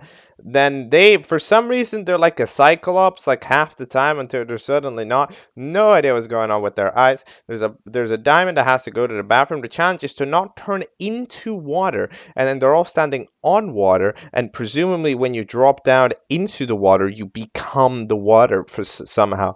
10 Ball is very good at the challenge, to be fair, pushes everyone else down, and Knife decides to explode and sabotage everybody, including the weird flying machinery thing that didn't have anything to do with it. There's a Lego brick that makes your mama jokes for some reason, and then Cheese It by just doing absolutely nothing, or Ches It by doing absolutely nothing and just chilling, surviving, being in the challenge, existing, ends up winning the challenge. Then I don't think there's any voting. I don't know if this is a remake now that I think about it. I guess it could be, but I don't know. I have like no idea. It's because to be returned January 15, 2015. Yeah, I don't know. I'm guessing this is a remake, right? Because again, we have the specification that it was 2025. So I'm presuming this is a remake of a 2015 little thing called Object, stuff. So I will probably be doing that. Yeah. I mean, I think that's really all I got to say. To be honest, it just feels like a weird II BFDI mismatch right now. Let's see next, which the next episode is called Jump. Let's go into it and let's watch it. Yet again, thumbnails are good, bro. These shows have the best thumbnails. I don't know why, just all the time. Thumbnail artists lock in on jokes. All right, let's go. All right, that was episode 2 of Object Point. So, I honestly forgot. Yeah, no, there is voting maybe, but it wasn't like this is a thing where like that. Our last episode was to pick the teams because I'm forgetting that they did the BFDI thing. Because remember, this is the weird II BFDI mishmash that's kind of weird, and it feels like an alternate timeline. Where what if you blend the two shows together? Like, so this one website, right? It's called like rave.dj. That website takes 2 random songs and then AI machinery, whatever, tries to blend them together, tries to make a mashup. All right, okay. takes 2 YouTube videos of songs and stuff. This is what it feels like if you try to put BFDI in that. It just feels like it's kind of like you hear you hear a BFDI thing here, II thing there. 3 seconds, that's just sad. Much larger battle to win a prize. Then freaking cliffs. Then it's the tightrope walk though. Then it's the freaking like there's so many. There's so many like it's like a fusion. There's a fusion. This is what happened when they fuse. You know, in the freaking what show did they freeze in Dragon Ball? Do they do that? Is that a different anime? I don't watch anime. I don't like they did infusion. You know, like it's just it's crazy and I think it's mainly trying to imitate II. It does kind of have an II season 1 rough. I mean, it's like if II, it's II season 1 roughness with assets, basically, right? Then they end up picking teams. We have Applesauce, by the way, which is a character. Since when is Applesauce a character? Huh? But I don't know. Applesauce is a character. One knife absolutely just fucking wombo combos 3 people in the span of 30 seconds, so they're a menace. Then the other team is chilling thanks to the alliance, but the other ones don't know how to get there. But then Tenball ends up figuring out the strategy. Go on the flying character, which I still don't know what they are, and then it just fly over. You know what? Big brain. I'm liking this this 9-ball. I'm liking this 10-ball fella. I can't lie. They're pretty good at challenges right now. They've just been skilled overall, not too much chaos. They've just been overall so I'm vibing with it right now. And then at the end of it, we had the most incredible song of all time. We had freaking Boy by Timmy, Lego E voiced by Timmy, and Diamond D voiced by Timmy, and Ten Boy voiced by Timmy, and Applesauce voiced by Timmy. Okay. Let's move on, I think, with the next video, which is an episode 3, titled Lee Harvey Oswald Wouldn't Have Missed. I've just watched episode 3, bro. What is with these fire musical themes? I've been running into Object Point, yeah. Object Point, yeah. Object Point, yeah. I've been running into Object Point, yeah. Object Point, yeah. Object Point, yeah. Okay. So we end up having a thing that's relatively on time. I'm presuming this is after the whole. Well, I'm not okay. Well, the date I don't think lines up, but I'm presuming that it was like roughly when ish, like, cause it was on the mind this whole assassination, of course, when Trump got shot. So I don't know if this was the time. No, because this is in January, so it would have been before. But either way, it's like a joke now. So yo, go assassinate him or whatever. They miss completely, and then we have the votes, which apparently Bushy is eliminated, so goodbye. 8 votes seems like a lot, but I guess it just depends what the most total amount of votes is, to be honest. So yeah, the challenge ends up being to turn orange. You know what? Cheese it manages to do it to the boys. I must say that it might be a little bit of bias. I'm starting to feel, because cheese already is orange, and cheeses, if I'm not mistaken, they do a lot of dust, right? Like, it's one of those foods that just leaves a lot of dust. So like, or am I thinking of Cheeto? Because I know there's Cheeto dust. Is there Cheez-It dust? Is that a thing? But I don't know. Either way, it's the dust that can color the other people. So it would actually be a way to win the challenge. Now, the other team didn't exactly have a way to do it, except maybe going on fire. But they're not really a match in that team. There's like a freaking applesauce. But other than that, looks like red, no? So yeah, 2025 BC, that's cool. And then the post-credit scene, Bushy either comes back or it's just a different tree that just so happens to look like the Bushy character.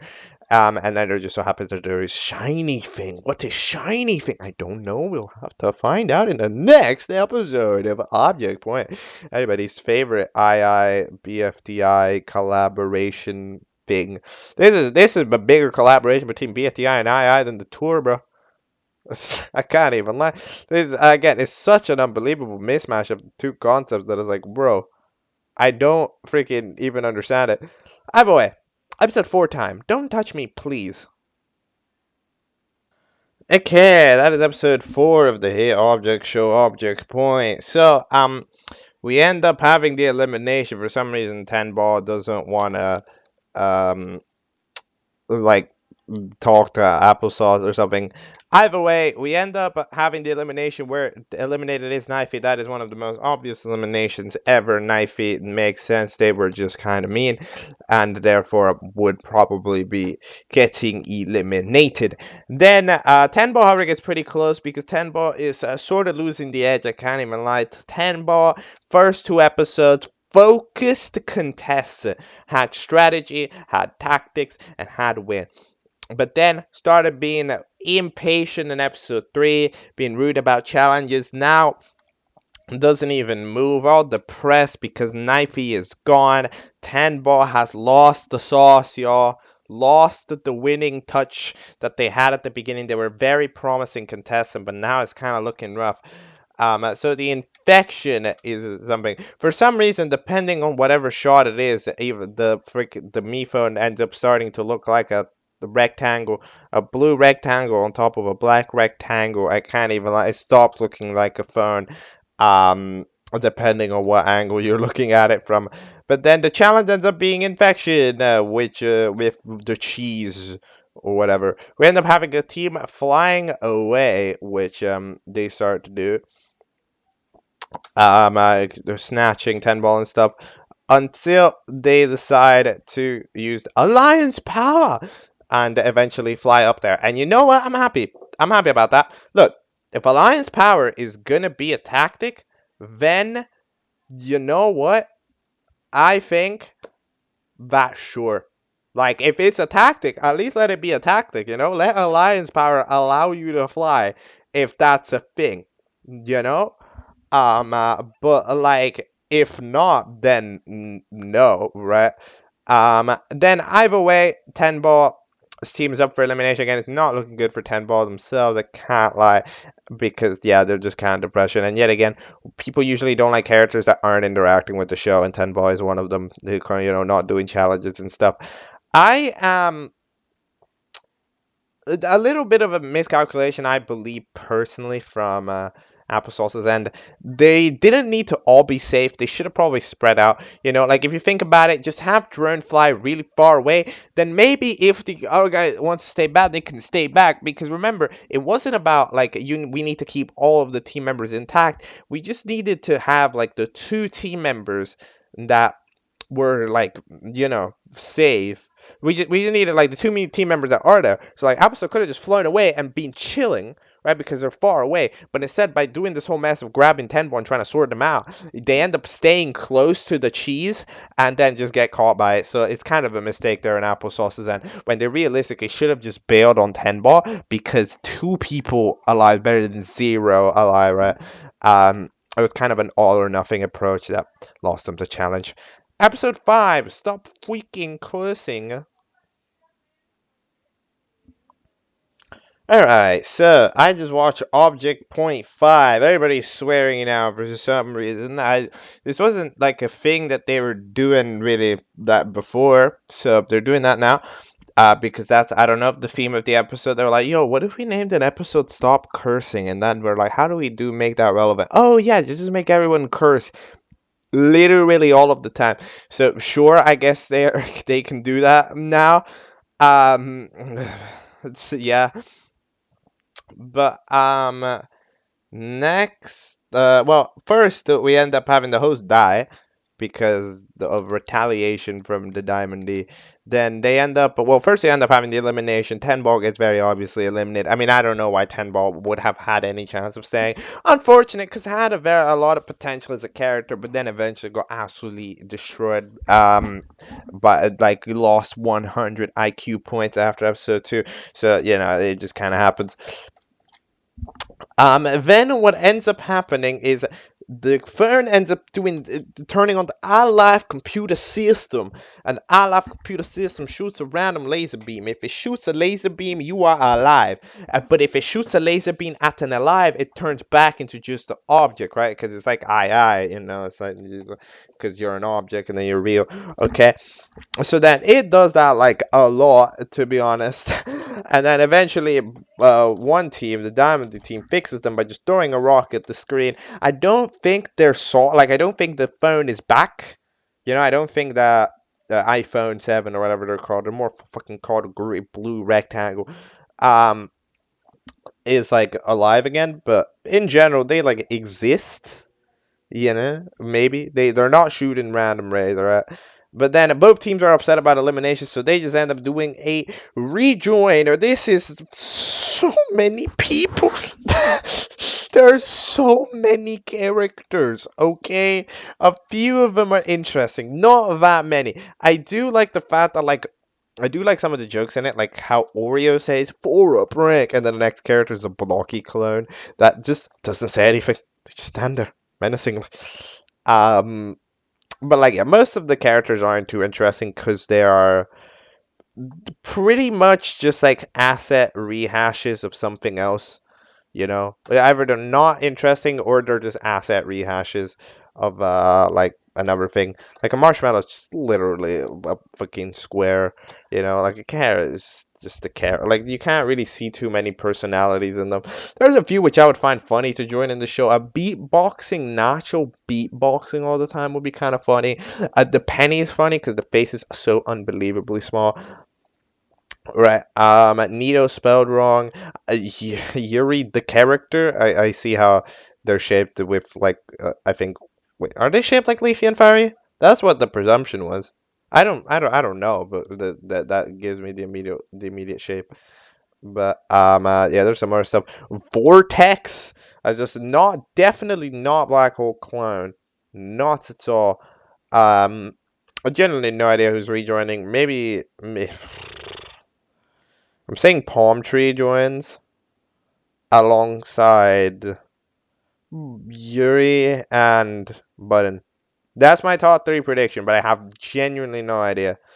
Because three people are joining, which to be fair, there's a lot of rejoiners, but that's for a reason, you know. That's because we actually have people, you know, in the show to rejoin. So that's fair. Episode 6, Oreo joins. Okay. I have just watched the sixth episode of the Object show titled Object Point. So,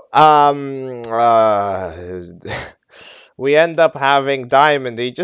Diamondy is giving me vibes of the main character of this show, to be honest, because like they're just like, you know, vibing it out, causing everything that's happening. It is happening because of like Diamondy. Diamondy gets beaten around, ends up dropping on stuff, throwing the shit, doing stuff, ends up just being the one that makes it happen. The phone is alive, but it's an evil variant. The evil one just called everyone idiots, and then says that they are dumb. And then they proceed to read out the votes with a bunch of aggressiveness. Turns out that the rejoiners are Earth and Lura, this freaking, what show are you from? There's this VeggieTales? I don't know. But anyways, they end up joining because it's two rejoiners instead of three now. Because I mean, I know why. It's because everybody else tied at 3 and you didn't want to bother. But like, okay, sure. Challenge is to form teams. Last team to form is gonna be dead. The Alliance forms a team almost, but they don't quite. So because Diamond dies, eventually the applesauce fella ends up joining with Earth, and then the other team ends up just joining. Cause Lego. Wait, no, huh? No, wait, because the Lego brick formed the team with the Lego brick, but then who else? Because where's the other character, right? It's formed 3 teams of 3, right? Because then there's the wait, huh? Wait, somebody's missing, no? Yeah, so the drone. Whoa, hold on. So the drone and the applesauce and the Earth are together on the team. Okay, cool. Then the other team is the Lura, then the Lego brick, and then nobody, and then the last team, and then the Alliance team is that. So that means that the dime fella, the money fella, is just not in the episode at all. But for some reason, the team of 2 ends up counting as a team of 3, despite not being, you know, a team of 3.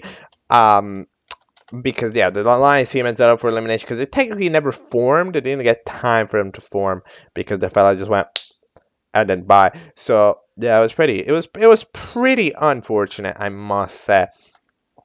I haven't been mentioning the post-credit scenes the entire time because I just don't know what's going on, and I'm gonna be 100% honest. There's always just one fella standing or walking to a place in the middle of the night. Then there's always something in a bush that's important. We never got to see what the shiny thing in the bush was that the host fella found. Now there's a square in the bush that's been around for the past 2 episodes. They don't do anything. They just stalk people. Like, okay, I get it. There's something in the walls. What's gonna happen? Come on, bro. All right. Anyways, let's go. Episode 7. This is rigged. You know, there aren't many movies on Earth where I can say 10 out of 10. That remains the truth, but I did just watch Object.27. Honestly, yeah, there's a few jokes in this which are fun. Like, I do like the joke of the recommended character, of like the main characters actually getting to see the recommended character cast and be like, hold on. I was like, hold on a moment. That's like me, you know, because it is true that the recommended character do sometimes look a lot like the main characters, and I wish more shows did jokes like that, because like that's a really easy joke that you can make, but they don't usually do that. So I honestly don't mind, but basically, yeah. We end up having the elimination. Actually, well, first the Dime fella gets eliminated because the new evil host ends up not knowing that they exist, which makes sense. I have a feeling the writers also forgot that they existed and just found a way to eliminate them, which I absolutely understand. But eventually we have the elimination. 29 votes. Diamond is eliminated. You know what? Fair enough. I'm a little bit surprised, to be honest, because I mean, okay, I'm like a little bit surprised because usually when somebody's directly telling you vote for this one, a lot of people are going to be contrarians and specifically vote not that to piss off the fella. However, in this case, the thing about it is that Diamond D just should have been eliminated, to be honest. Like, you know, Diamond D's the reason why this entire mess has happened. So yeah, that you are gone. But accidental double elimination indeed. Then, by the fortunes of the Diamond, we end up buying a mansion, and apparently in the basement of the mansion, there are people there. And then Drone decides it is time to speak words for the first time ever. So they end up speaking words, and they've decided that, okay, let's read up on this lore. You have no idea what it's like being stuck in a classroom for 7 years.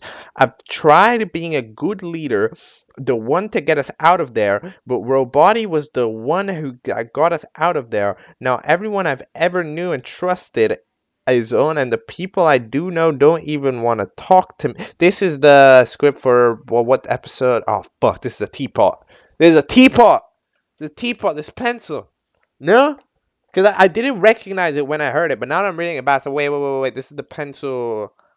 The pencil Crashout, because pencil was complaining all the time about being in the exit. No, I think surely. I don't remember what episode that take place in. Like, it was like Teapot 16. Was it 16 or was it 15? No, it was 15. Wait, really? Ain't no way. I don't know, but it was a long episode. It was an episode Teapot. Okay, so I see what the joke is. And then the time traveling back to the past and grabbing the iPhone before Diamond D can freaking destroy them, brings them into the present day, which is, right, by the way, this is just a thing that you can do now. I did not have the knowledge before, but I guess you do. And then good job, you end up winning. Every other person up for elimination. Who's getting eliminated? I don't fucking know. Let's go to the episode 8. Keep pushing. Episode, yay! So, what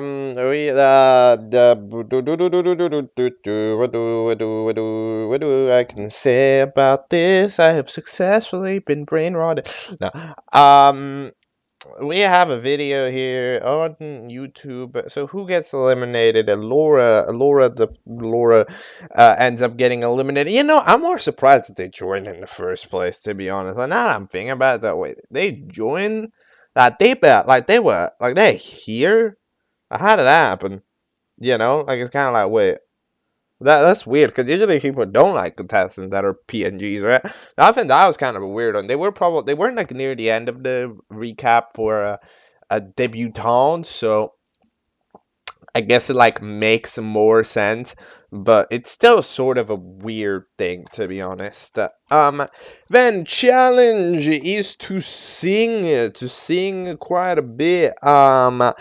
They keep singing, and in fact, they do sing at the very. They do. I mean, they do they what can be classified as singing depending on your interpretation of the meaning of singing, but so they're doing that until eventually the drone stops doing that. No, it just fucking dies on the floor, and then the Lego brick also dies, and then the applesauce gets tired, which makes sense. Applesauce doesn't seem like the type of person that was gonna sing, so they end up being up for Edom. Who gets eliminated? Probably Lego brick or applesauce because they didn't want to do the challenge. I don't. Honestly, eliminations on the show, I've had no clue at all. We yet again, I don't think have any clue because like I don't think we ever got another update on the post-credit scene where we had, you know, the evil black square shadow square that was in the bush. We never got to see what's going on with that. That's not happened yet. And then, you know, for the beginning of the episode, or the episode as it's stated, you know, sometimes requests are gonna be weird. So in a way, that's what I'm expecting, you know? Like, I've done my fair share of Geometry Dash level requests in the past. It's not a great experience. So in this case, I don't necessarily mind it. The thumbnail, as usual, it's pretty fire. Anyways, let's move on to the next video, which is Object.29. Hello, I am the episode featuring Wood and Drake, I'm sure. Okay, let's go. What the hell just happened? Okay, so we end up having a little. Okay. So we're having a flashback from a shape universe. Okay, we're in a shape universe now for some reason. I don't know what it is. I think there's another show titled. Wait, hold on. I need to like research this in real time. So there seems to have been another show titled Battle for Shape Island, which I don't know if that ever happened. But either way, that's where these people are from. All right. So they are off having a debate because they need the power. Yellow square has the power, but then we have like the freaking purple diamond fella who's trying to get it back because they don't have the power, so they wanted to give the power, and they have an epic battle. It's a pretty cool battle, I can't lie. So eventually they get the power, then Heart saves them. Okay, that's epic. But then eventually they get kidnapped, but then they go back to the power they have now, but then Heart gets killed because he don't give the power, and he's like, no, it's the final straw, I must get you. That's like the best way I can describe it without putting too much effort into it, because quite frankly, I don't think it deserves it. Yeah, this is pretty random. It's okay as a fight scene. I mean, it's a little goofy because like it's in this show, but overall, like as a concept, it's not that bad. It's a bit generic. Cause like, oh no, you can do all you want, but the power of friendship, you don't mess with friendship, you know. Um, and then it ends up being a fight. I don't think. I mean, this is 9 months old. To be honest, T-Paul 20 predicted low key for real magic. No, but eventually Squarey ends up being apparently the Timmy is the caretaker of the square fella, and the other ones I think have also dropped in from time to time, and then we discovered that the fella in the bush is actually that evil diamond fella, which is trying to do the bucket. Also, something one does in Teapot 20, by the way, I this is Teapot 20. How did you predict like half of the episode? You just wrote like half of Teapot 20. But well, no, but this isn't Teapot 20. This would be no. Wait, yes, no, yes, no. Oh, the fact they're making the eliminate contestants leave. That's a Teapot 15 thing. But either way, yeah, they're doing a bunch of stuff. Wait, is Teapot 15 the universal one? That's a great question. I don't think it is. Is it? Teapot 15. It is seasonal shift. Okay, yeah. Eventually you have the elimination. Lego brick. However, the fella decides the Lego brick must stay, so they hand them a win token, which they just so happen to use, which eliminates drone. So rip. Drone eventually gets teleported out by the evil fella to somewhere. They have powers, which I'm pretty impressed by, but I guess they never took the power from one another. They just like both collided with them, and then their universe exploded because they just had too much power. 17 total power if you consider that like paper that they had. So then they're all just gone. With the triangle fella exists, they just keep getting friggin' racism. So that's bad. Eventually, the host gets upset and is like, hello, everybody get to me now. The Lego brick gets there immediately, and everybody else. Oh, well, we don't know what happens to the else because this is a 9A. Don't be afraid to name episodes A and B, please. Just name it A, name the other one B. If we're doing a to be continued ending, it should be A and B. I'm just saying, these people out here being like, no, I want to bolster my episode numbers, therefore I'm going to call these two different episodes when they're more like two parts of the same episode. No. This is the episode 10 is the second part of this episode. It is 9B. Okay? Whatever. Yeah, maybe one of the eliminated contestants might rejoin. So the plan apparently of this thing, release the rejoiners to Strat and Timmy. Okay, this one does that. Get rid of Timmy. One does that. I guess not directly, but gets rid of two. Hack drone and use him to kill Squarey. Doesn't do that. Get Squarey. The one doesn't do that. Get Squarey's power and destroy Earth. One does that. Come back to home planet and assert dominance. Acquire an empire. One, I guess, does that. So basically, yeah, we got one again. So that's fair. But it was before one had most of that plan. So you know what? Respect to you for that. I can't lie. We got some similar. Also, what do you mean featuring Wooden Drake? Who's Wooden Drake? I don't know who that is. I thought it meant like Drake, like the singer. And I was confused. Like, what? Is that the joke? But I didn't see any Drake. So I don't know. Anyways, time for the next episode. The next episode is titled.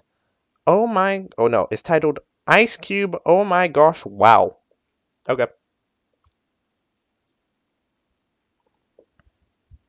That's episode 11. Okay, I see why there wasn't a 10B now. Maybe I spoke too soon.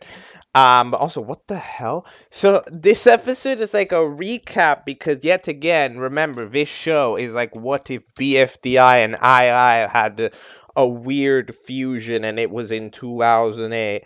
And it was made by an edgy kid. That's basically what this is. And yet again, we're seeing that because we're doing the lens cap joke of idea B or BFDIA or whatever. We're doing that joke. And then but instead we have a recap because Ice Cube shows up and everybody likes Ice Cube. You want like BFDIA, I guess, that day, and we're just like, yep, time to write this. So Ice Cube's in the show. So Rhombus, I called the freaking Diamond, but there's already a Diamond character. So Rhombus's plan apparently failed at the stage of trying to get Timmy dead because that didn't work. Apparently, Tact Drone didn't do that, which I mean, fair enough. I haven't seen Drone ever be dangerous. You know, like Drone managed to teleport a guy one time, but other than that, never really did anything that was too dangerous. Never really seemed like they wanted to do harm either. So yeah, it didn't seem like a great plan there, to be honest. And then apparently Yellow Square won, so good job. You have a statue, you saved the day, and you go chill out with the homies. I wonder if Bullied Triangle is ever going to show up again. I don't know. Anyways, here we have a little bit of a mini challenge where Ice Cube ends up winning automatically because they are Ice Cube. I must say, it is a little bit weird to imagine where, like, if episode 10 happened in the way that it happened, we should have had a voting in that episode, which means that here we should have an elimination. Of course, it's weird because, you know, it didn't happen. But, you know, within the universe of the show, episode 10, even with the lens cup up, happened and should have had a voting, which means that this episode theoretically must have had a voting. But it didn't, which plot incorrectness. And then everybody's up for voting. So who's getting eliminated? I don't know. Like half these characters haven't spoken in like half a day. Let's go to episode 12. Earth Crashout. Cover your ears. Okay, just watch episode 12. I'm very sorry to whoever recorded Earth's lines for this episode because they must have. I hope they got very far away from people. Because otherwise, they were going to be there were going to be a high degree of concern present in whoever was around when those lines were recorded. So we start off with a review of Object Point, which, you know, I guess this is so. It would only be right if I read this word for word. All right, okay. I'm gonna read this word for word. This is not my actual opinion. Okay. It's the biggest piece of dog shit I've ever seen in my life. And no, it's not because it's an object show and object shows are for babies, or it's because the host is a flat slob.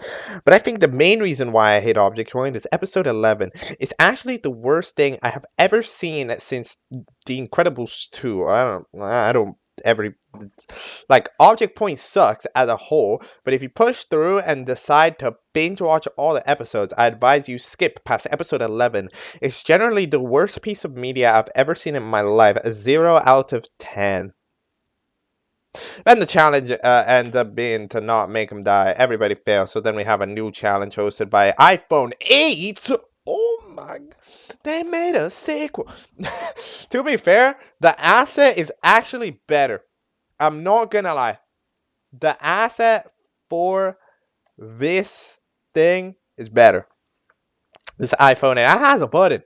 That's better. It actually makes it look and it doesn't look like an iPad. It doesn't look like a rectangle on a rectangle. Unlike the new assets for the iPhone 7, which was absolutely abysmal. I can't even lie. So the challenge is to climb the conveniently placed staircase. Then Earth gets super mad. Look, okay, to be fair, it is a cool mechanic that when you step on the Earth from afar, it's like a miniature version of the Earth. Then you end up like a gigantic thing stepping on it. That's cool. I understand why Earth would be upset at that being used to murder somebody because it reflects badly on them because technically they did it, but not really. It was done with them, you know, like they were there when that happened. I understand why they'd be upset. Then they proceed to crash out, then absolutely launches them in the sky, ends up in the conveniently placed slingshot that conveniently slings them right to the top of the staircase. So good job, Lego Brick. Sometimes evil people win. It made sense to make them survive, I guess, when you consider that, like, they were definitely getting out otherwise in this episode. So at least give it a bit of time to let it simmer. In the way they won, it's kind of dumb, but oh well. Who's getting eliminated? Maybe Earth. I'm predicting Earth gets eliminated because they crashed out too much. You know, you can't crash out this much. Like it's a bit too much. Also, where's Ice Cube? Is Ice Cube not a competitor? I thought Ice Cube just joined at this point. Cause like, why not? You know, like sure, like okay, sure. We want Ice Cube. Let's get Ice Cube. But no, Ice Cube is gone. Ice Cube was not in the contest, which I'm a little surprised by. You know, because again, this show's dumb enough to where they might just make Ice Cube join. Like, why not? Episode 13 is titled "The Worst Day of Earth's Entire Life." Let's go. Okay, I have just watched episode 13 of Object Point, which is an episode. So before we get into that whole whatever the hell is going on in the ending shenanigans, We end up Earth being sad because they crashed out, which means they must get eliminated. But you know what? They actually got like no votes. They got like 14 votes. So I guess people considered it a reasonable crash out, which I honestly thought they wouldn't. Because a reasonable crash out, I don't think is the adjective I used to describe what that was. It was more so of a thing that happened. To be honest. But they all got an Infinity Gauntlet, and then we have another elimination though, where the other contestants choose who to be eliminated, and it seems the first few fellas tend to focus in on Lego, but most of the middle of the pack contestants end up focusing in on Earth, including Ice Cube for some reason. When did Ice Cube get eliminated? Please let me know. When did that happen? That didn't happen. Why are you in the eliminated contestant booth? I just thought you was just wearing a contestant ever. Why are you in the eliminated? When did that? What? Who eliminated you? When? How? How? When? Why? Why did that happen? When did that happen? I need to. We need the knowledge of these situations. When did that happen? How did that happen? Why did that happen? Like this is just like, you gotta know. You know, you gotta know when you gotta know. So. Yeah, but Herb gets eliminated as well, which means Cheez-It and Lego are the final two. Who do I think is gonna win? I don't know, but I also don't think that. Yeah, this is not the final episode, so the next episode is not the finale, so I'm not exactly gonna discuss this too much. My initial prediction is probably Lego, because in a vote to eliminate, I predict Lego, but in a vote to save, I'd predict Lego. As well, like Lego, I think gets the most votes in both systems, and then I think wins. In my opinion. But anyways, we get a shot of the Earth being collapsed. For some reason, the Squarey ends up putting all of them into the Infinity Gauntlet. Why? I don't know. Then we have possibly the funniest thing of all. Honestly, that's the funniest moment in the show. It's time for my evil escape, and then just proceeds to fucking clip out of the cage. Why were you in there, man? what? What are you doing? That was like hilarious. It was it was such an anticlimactic escape. Um, but eventually they get the Infinity Gauntlet after knifing Squarey, and they end up having a gash Undertale style.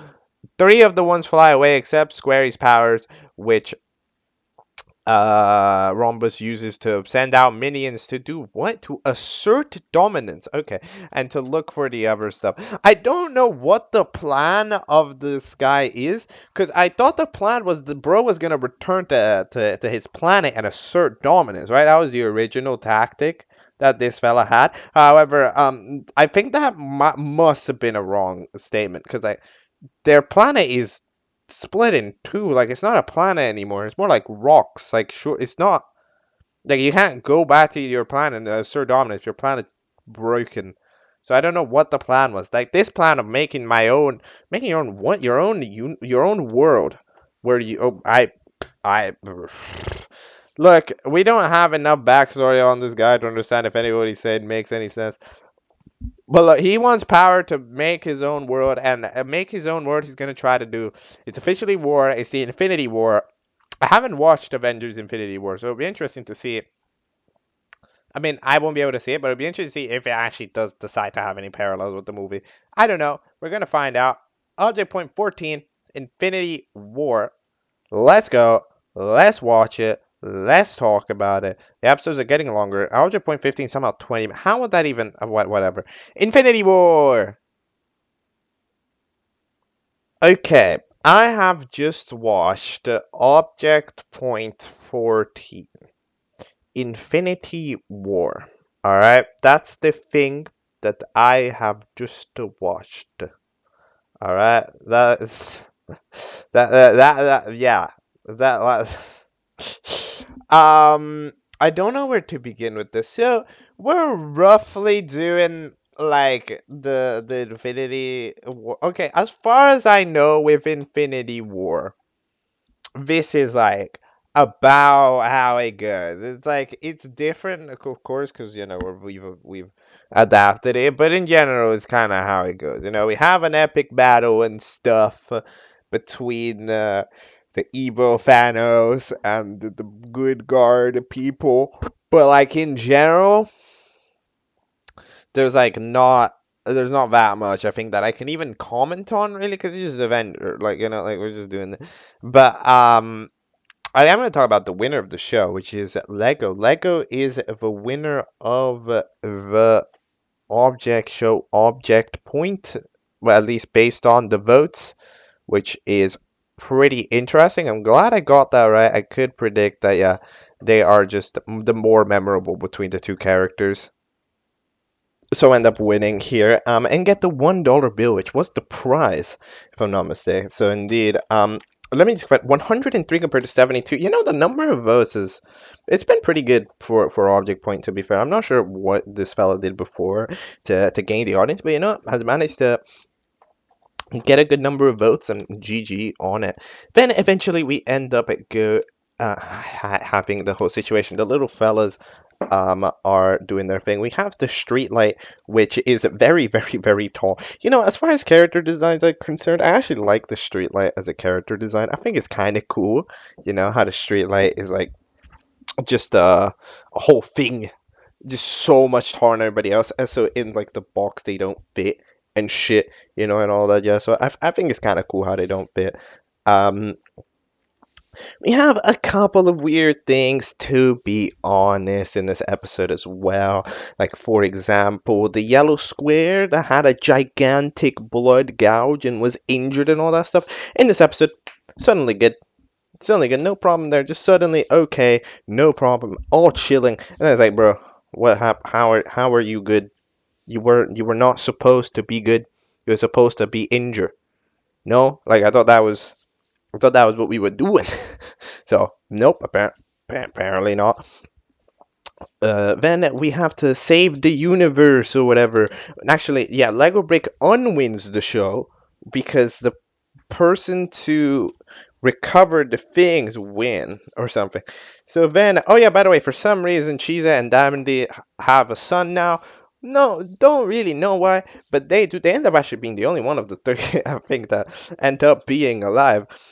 They go to 8-ball universe planet, which is a planet filled with 8 balls and freaking like speed signs that just say 8 in Arial font on them, which I must say don't strike me as very useful, but hey, we don't have a favorite number, so that's fair.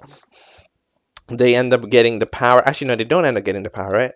Because, oh yeah, the rhombus ends up shooting the thing, and then the kid is like, no, get out. And then it's like, okay, they do. Then all of the villains end up coming in, and with the power, end up trying to defeat them. Oh yeah, there's the whole the thing I love most off a cliff, and then Rhombus like, hey, Paul, I love you, which like, okay, fun gag, you know, I like that fun gag. So that's pretty solid, to be honest. Ever since I saw it in BFDI 18, bro. But then they end up having nearly all of the Infinity Stones except for one. So unfortunately, then they proceed to snap half the world. So they do, and half of the people die. And then we get some of everybody's favorite lines from Avengers Infinity War, like, I don't feel so good. So then a bunch of people die. The Earth population drops from 8 billion to 27. Okay. That is not half. You know, out of all the things that number is, half is not the correct thing.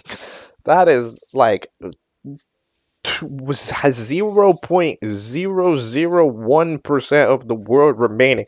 So I think that gauntlet was a bit better than just half the world. That was more like 99.9% of the world, that the population dropped from 8.2 billion to 27.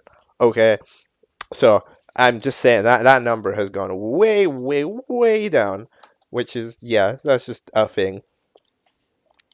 And then we end up having the show is over. It's time to go. I don't remember if this is a thing in Avengers or if it's a thing from II.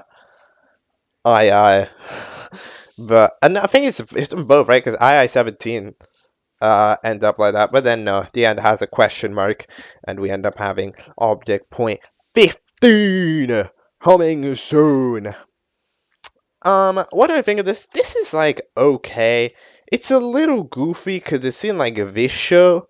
Like, to be honest, it's in this show. Like, out of all shows I was expecting to pull an Avengers like rip-off movie, wasn't this. Not because this necessarily was never like it wasn't it's not funny, because it is kind of funny to be like, oh my god, it's just Infinity War now. We're just doing Avengers in the show where like 3 episodes ago we were worshipping Ice Cube, right? But like it's just kind of weird that it's being done with such, not necessarily faithfulness, but like effort to the plot. Like this episode is 8 minutes, and episode 15 is 20 bloody minutes. So like, and especially the episode from before, like episode 13 or the episode 9, right? They just end up having a good amount of time dedicated to this Avengers style plot, which is, it's just interesting because like that's not what I'd ever expect them to do. Basically, it's like, oh, okay, like really, you're doing this? Like, whoa, that's kind of, I'm kind of surprised now. Um, but if they want to, oh my god, whoa, that was an elite tier voice crack. It's getting late at night again, so my heavy duty apologies for that. um, but yeah, so I'm pretty surprised by that. And then yeah, in general, what I think is gonna happen? What happens in Endgame? They like win at some point. I haven't watched Endgame. I know very little about Infinity War. I actually know less about Endgame. I remember the whole hype when it was released and was like, oh shit, it's gonna be like the biggest box office movie. It's gonna take over Avatar, and Endgame eventually does do that until eventually getting retaken over because Avatar got like a bonus screening for an anniversary nowadays. So they end up taking back over as first place in the world. So that's all right. Then yeah, so I don't really know what happens in Endgame. So this probably that there's I don't know what I'm gonna be doing for this episode because I feel like this is just gonna be kind of like the plot of the movie, and it's gonna be like, okay, I don't know though.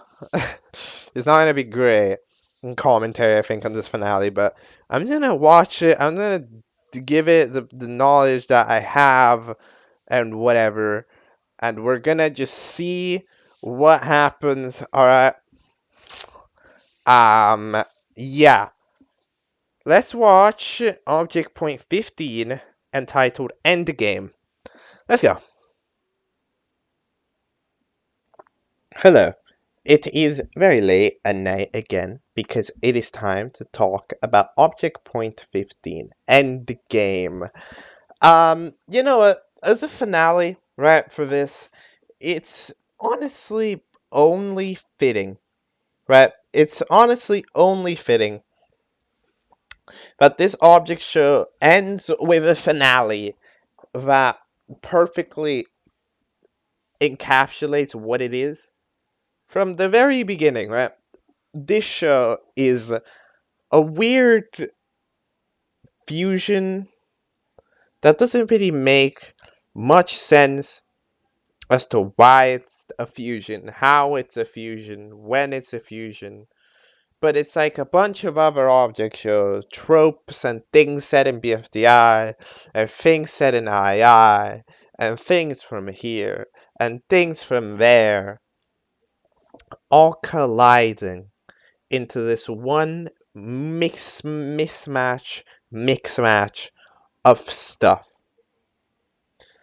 And I think this right here, Object Point 15, is the perfect example of this mix match.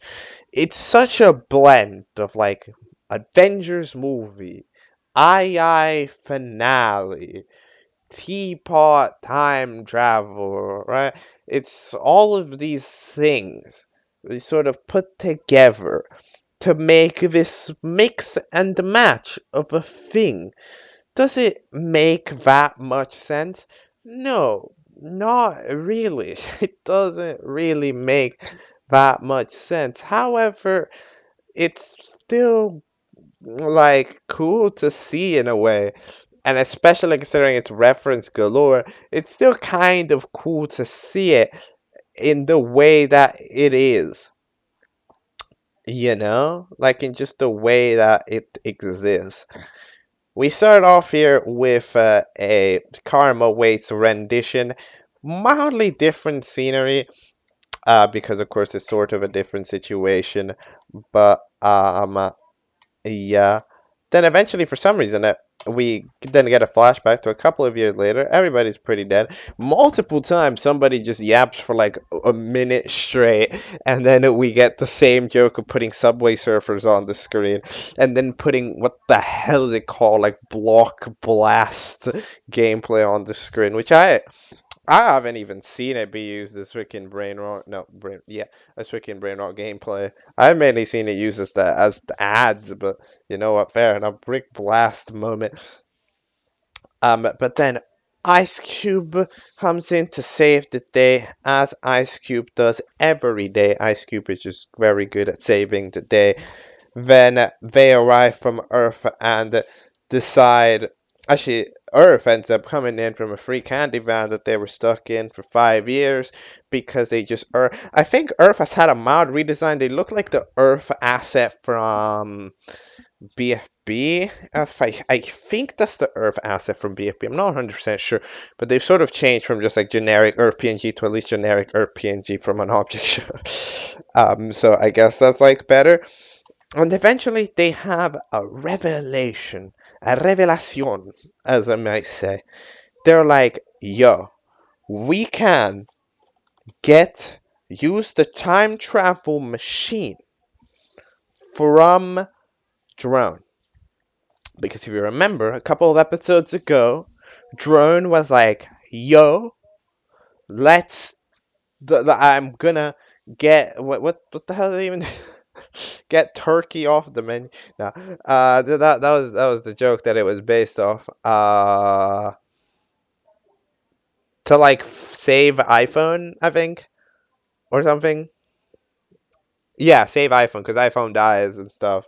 And then the evil host has done all the terrible things and put like kids in basement or whatever. Okay, yeah, I remember that. So then they're doing that. And then so that's a thing. And then now everybody's like, it takes them 5 years to think of this concept, by the way.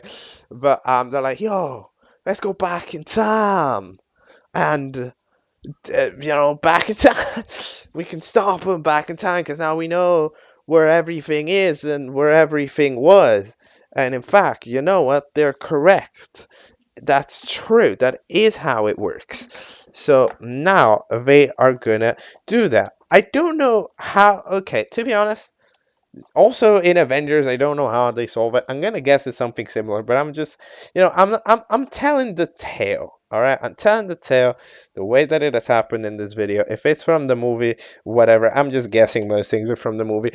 I like how we get a little slideshow of everybody who's alive because that's pretty cool. It's pretty important to have that list there. I think it's kind of useful, to be honest.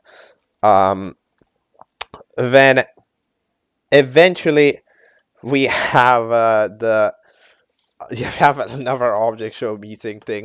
You have Wakala speaking as Paint Palette, which is kind of dumb. Eventually they try to find another way, so they get that one fella who I don't remember the name of. It's like Cole, right? Cole, because they're like the bag that was the character from like Veggie Tales that transform. Apparently, they have a time travel machine of their own for some reason, which doesn't even really work. 'Cause it like explodes on them, which isn't great. Until eventually, the Drone Junior, the hit character, is like, "Hey, help him out, help out your friends. I happen to have heard the entire conversation." So they're like, yo, go help out your friends, go do all that stuff. So then Drone is like, okay, I will help everybody. Then they get to test out, well, actually, first they fetch over more people. Somebody's addicted to pencils. We even recovered the evil guy at gunpoint. We stopped him from being there. Ice Cube tests out of a freaking time travel machine by simply using it, and then causing apparently the melt of that of Object Point One. As you remember, in Object Point One, the very first thing that they say is, "Yo, like don't turn into water because ice cube turned into water. So, you know, good way to keep that relatively consistent, because of course there's absolutely zero way that this was planned out at Object Point 1. So it's a good way to keep it back, because, you know, a lot of these show finales or object shows especially, you know, they have to sort of they invent the lore sort of partway through, because of course it depends on what the results are of the season itself. It depends on just the changes in time and opinion and what to do. Because you were not going to write every episode, because you can't write every episode, and eventually you just change your mind on things. So the ability to make callbacks is very important in one of these object show finale thingies, because like you gotta try to get your facts right. To be fair, this is one thing I do definitely enjoy. Like, for example, having them solve it using the time travel machine from Drone, it makes sense. You know, it's a thing from one of the previous episodes that exists and is there. You know, like we are using stuff in universe to make stuff in universe happen.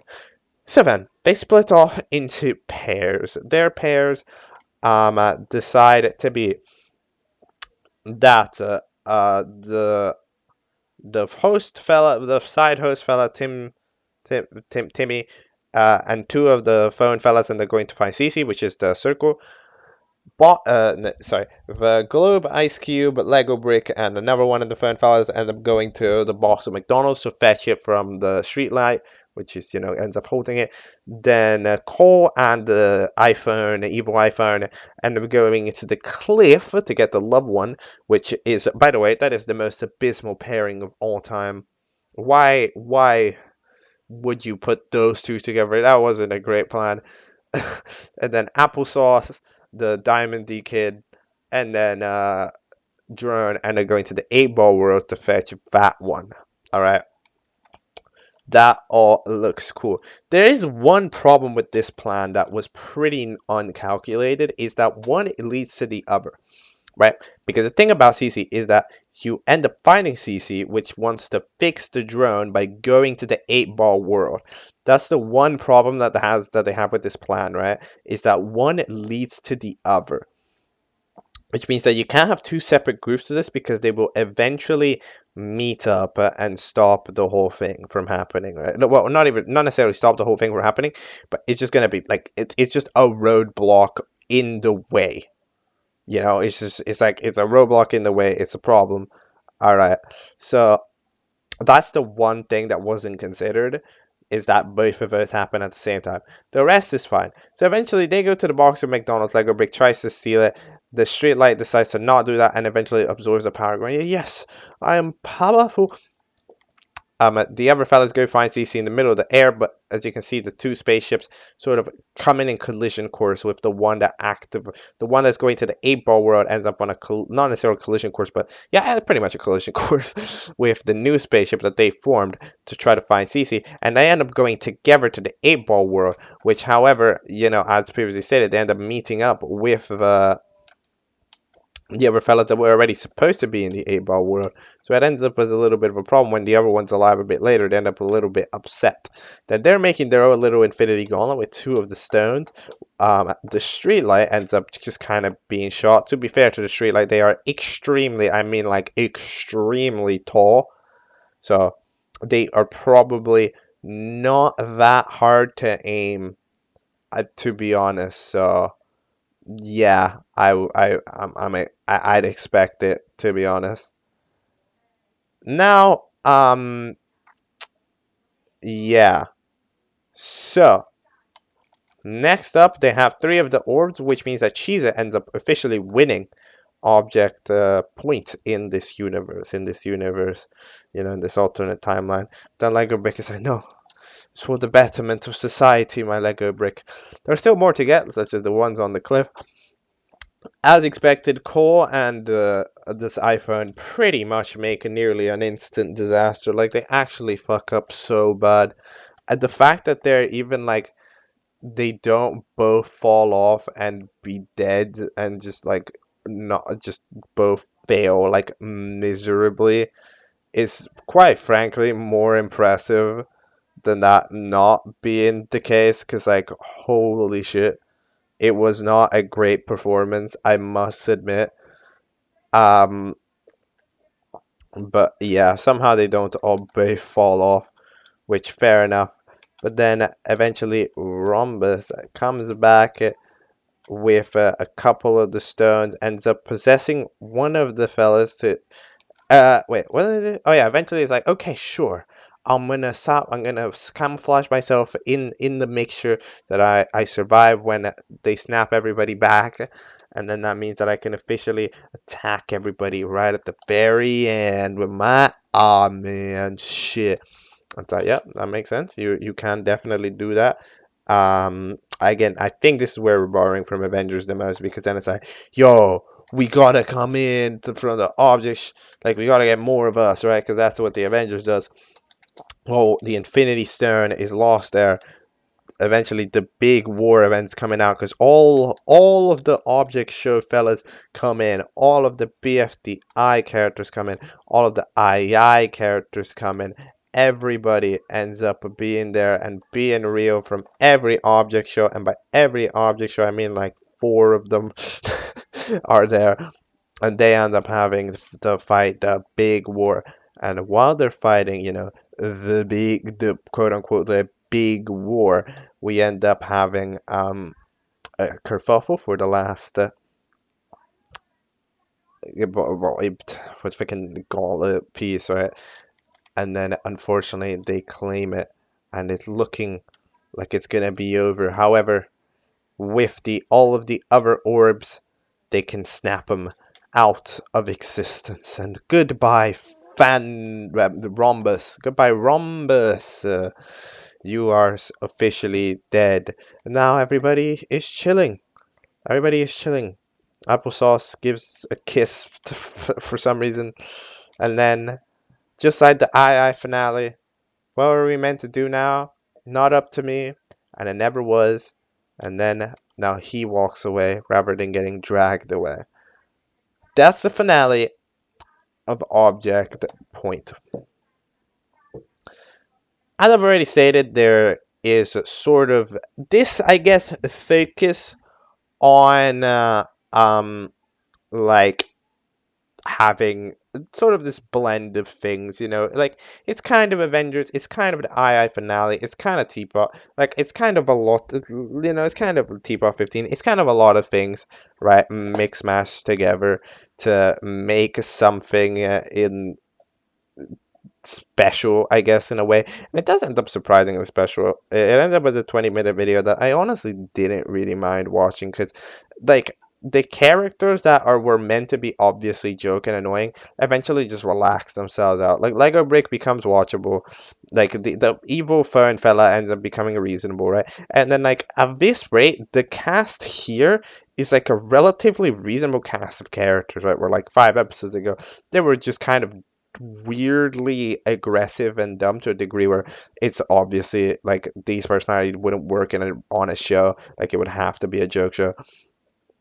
But like in this episode, the fact that it necessarily begins life as a joke show isn't necessarily like, it doesn't matter that much to the identity of this video itself, to be honest. Like, it's mainly just like a video, it's just a video. It takes advantage of the events set up by all of the other joke videos to make a relatively honest little finale. And I definitely appreciate the effort put into it. Saw that Object Point was at least somewhat of a popular series. I mean, these episodes have between 8 and 15,000. However, if I'm not mistaken, I think I believe that, yeah, the main video itself that has everything combined at 1 hour runtime ends up being ends up having 21,000 views, which is it's a pretty good number of views, absolutely, considering all of the main Object Point videos are unlisted. For some reason, I don't know why. I would personally just like I just don't know why they're unlisted. Like, why can't they be listed? No. It seems like a good idea, to be honest. But okay, sure.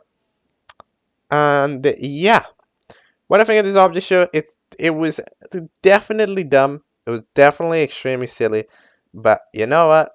As far as joke object shows go, it had its jokes in a way that made sense, and it eventually managed to take all of the pieces that it had sort of got together to eventually make a more proper list, you know, to make a more proper final Avengers style ending, which is cool. Some of the jokes can definitely come off as insensitive. Some of the jokes can definitely come off as a little bit weird. Some of the jokes can definitely come off as just not somebody's taste. You know, they're kind of potty humor in a way. It's you know, a lot of the jokes in the earlier videos are trying to rely on shock humor. It's like, oh my god, he did not just say vulgar thing, you know, like, oh my god, they did not just do that. Oh my god, they did not just say that. Oh my god, you know, like, it just kind of all of that jazz. So in general, it's a little bit of this, a little bit of that, but like, you know what? Sure, why not? In this case, if that's the identity it wants to be, which it partially doesn't because of the way that it ends, but if that's the identity it wanted to have, I think it did its identity pretty well. You know, like I try to judge object shows for what they're trying to be rather than what they're not trying to be. And in this case, as a joke show that says dumb things and is kind of dumb, and is just sort of a mismatch of a bunch of other object shows, yeah, sure. You know, I don't necessarily have too much to critique about it. If it wants to be this, then let it be this, you know? So yeah. That's all I've got to say about the object point finale. It's not gonna be that much because of course I can't judge decisions made lore wise because it's not really their lore a lot of the time. You know, like it's we're doing endgame. We're doing endgame. It's not like that different. Like we're doing endgame, we're doing II, we're doing a bunch of stuff. We're not necessarily doing all this stuff. So yeah, but fair. I won't be watching Object Point again or Point Objects. One, because I don't want to, and two, and two, because the request I got was specifically to watch season 1 of this show as well. So maybe, you know, one day, if in case there's a new episode of Object Point or Object Point again or whatever this is, to be honest, because I don't know what the sequel is, because apparently according to the end of Object Point 15 there isn't a second season, but there's like a second season and a third season, which is like, whoa, what the hell we doing here? I don't know, but yeah, I will maybe take a look at them if like they ever drop new episodes, but currently the plan is to not really look at them right now. Probably take a look at them like in the future, you know, kind of later ish. But for now, that was Object Point, and that will be all for today. Thanks. Let's do an outro.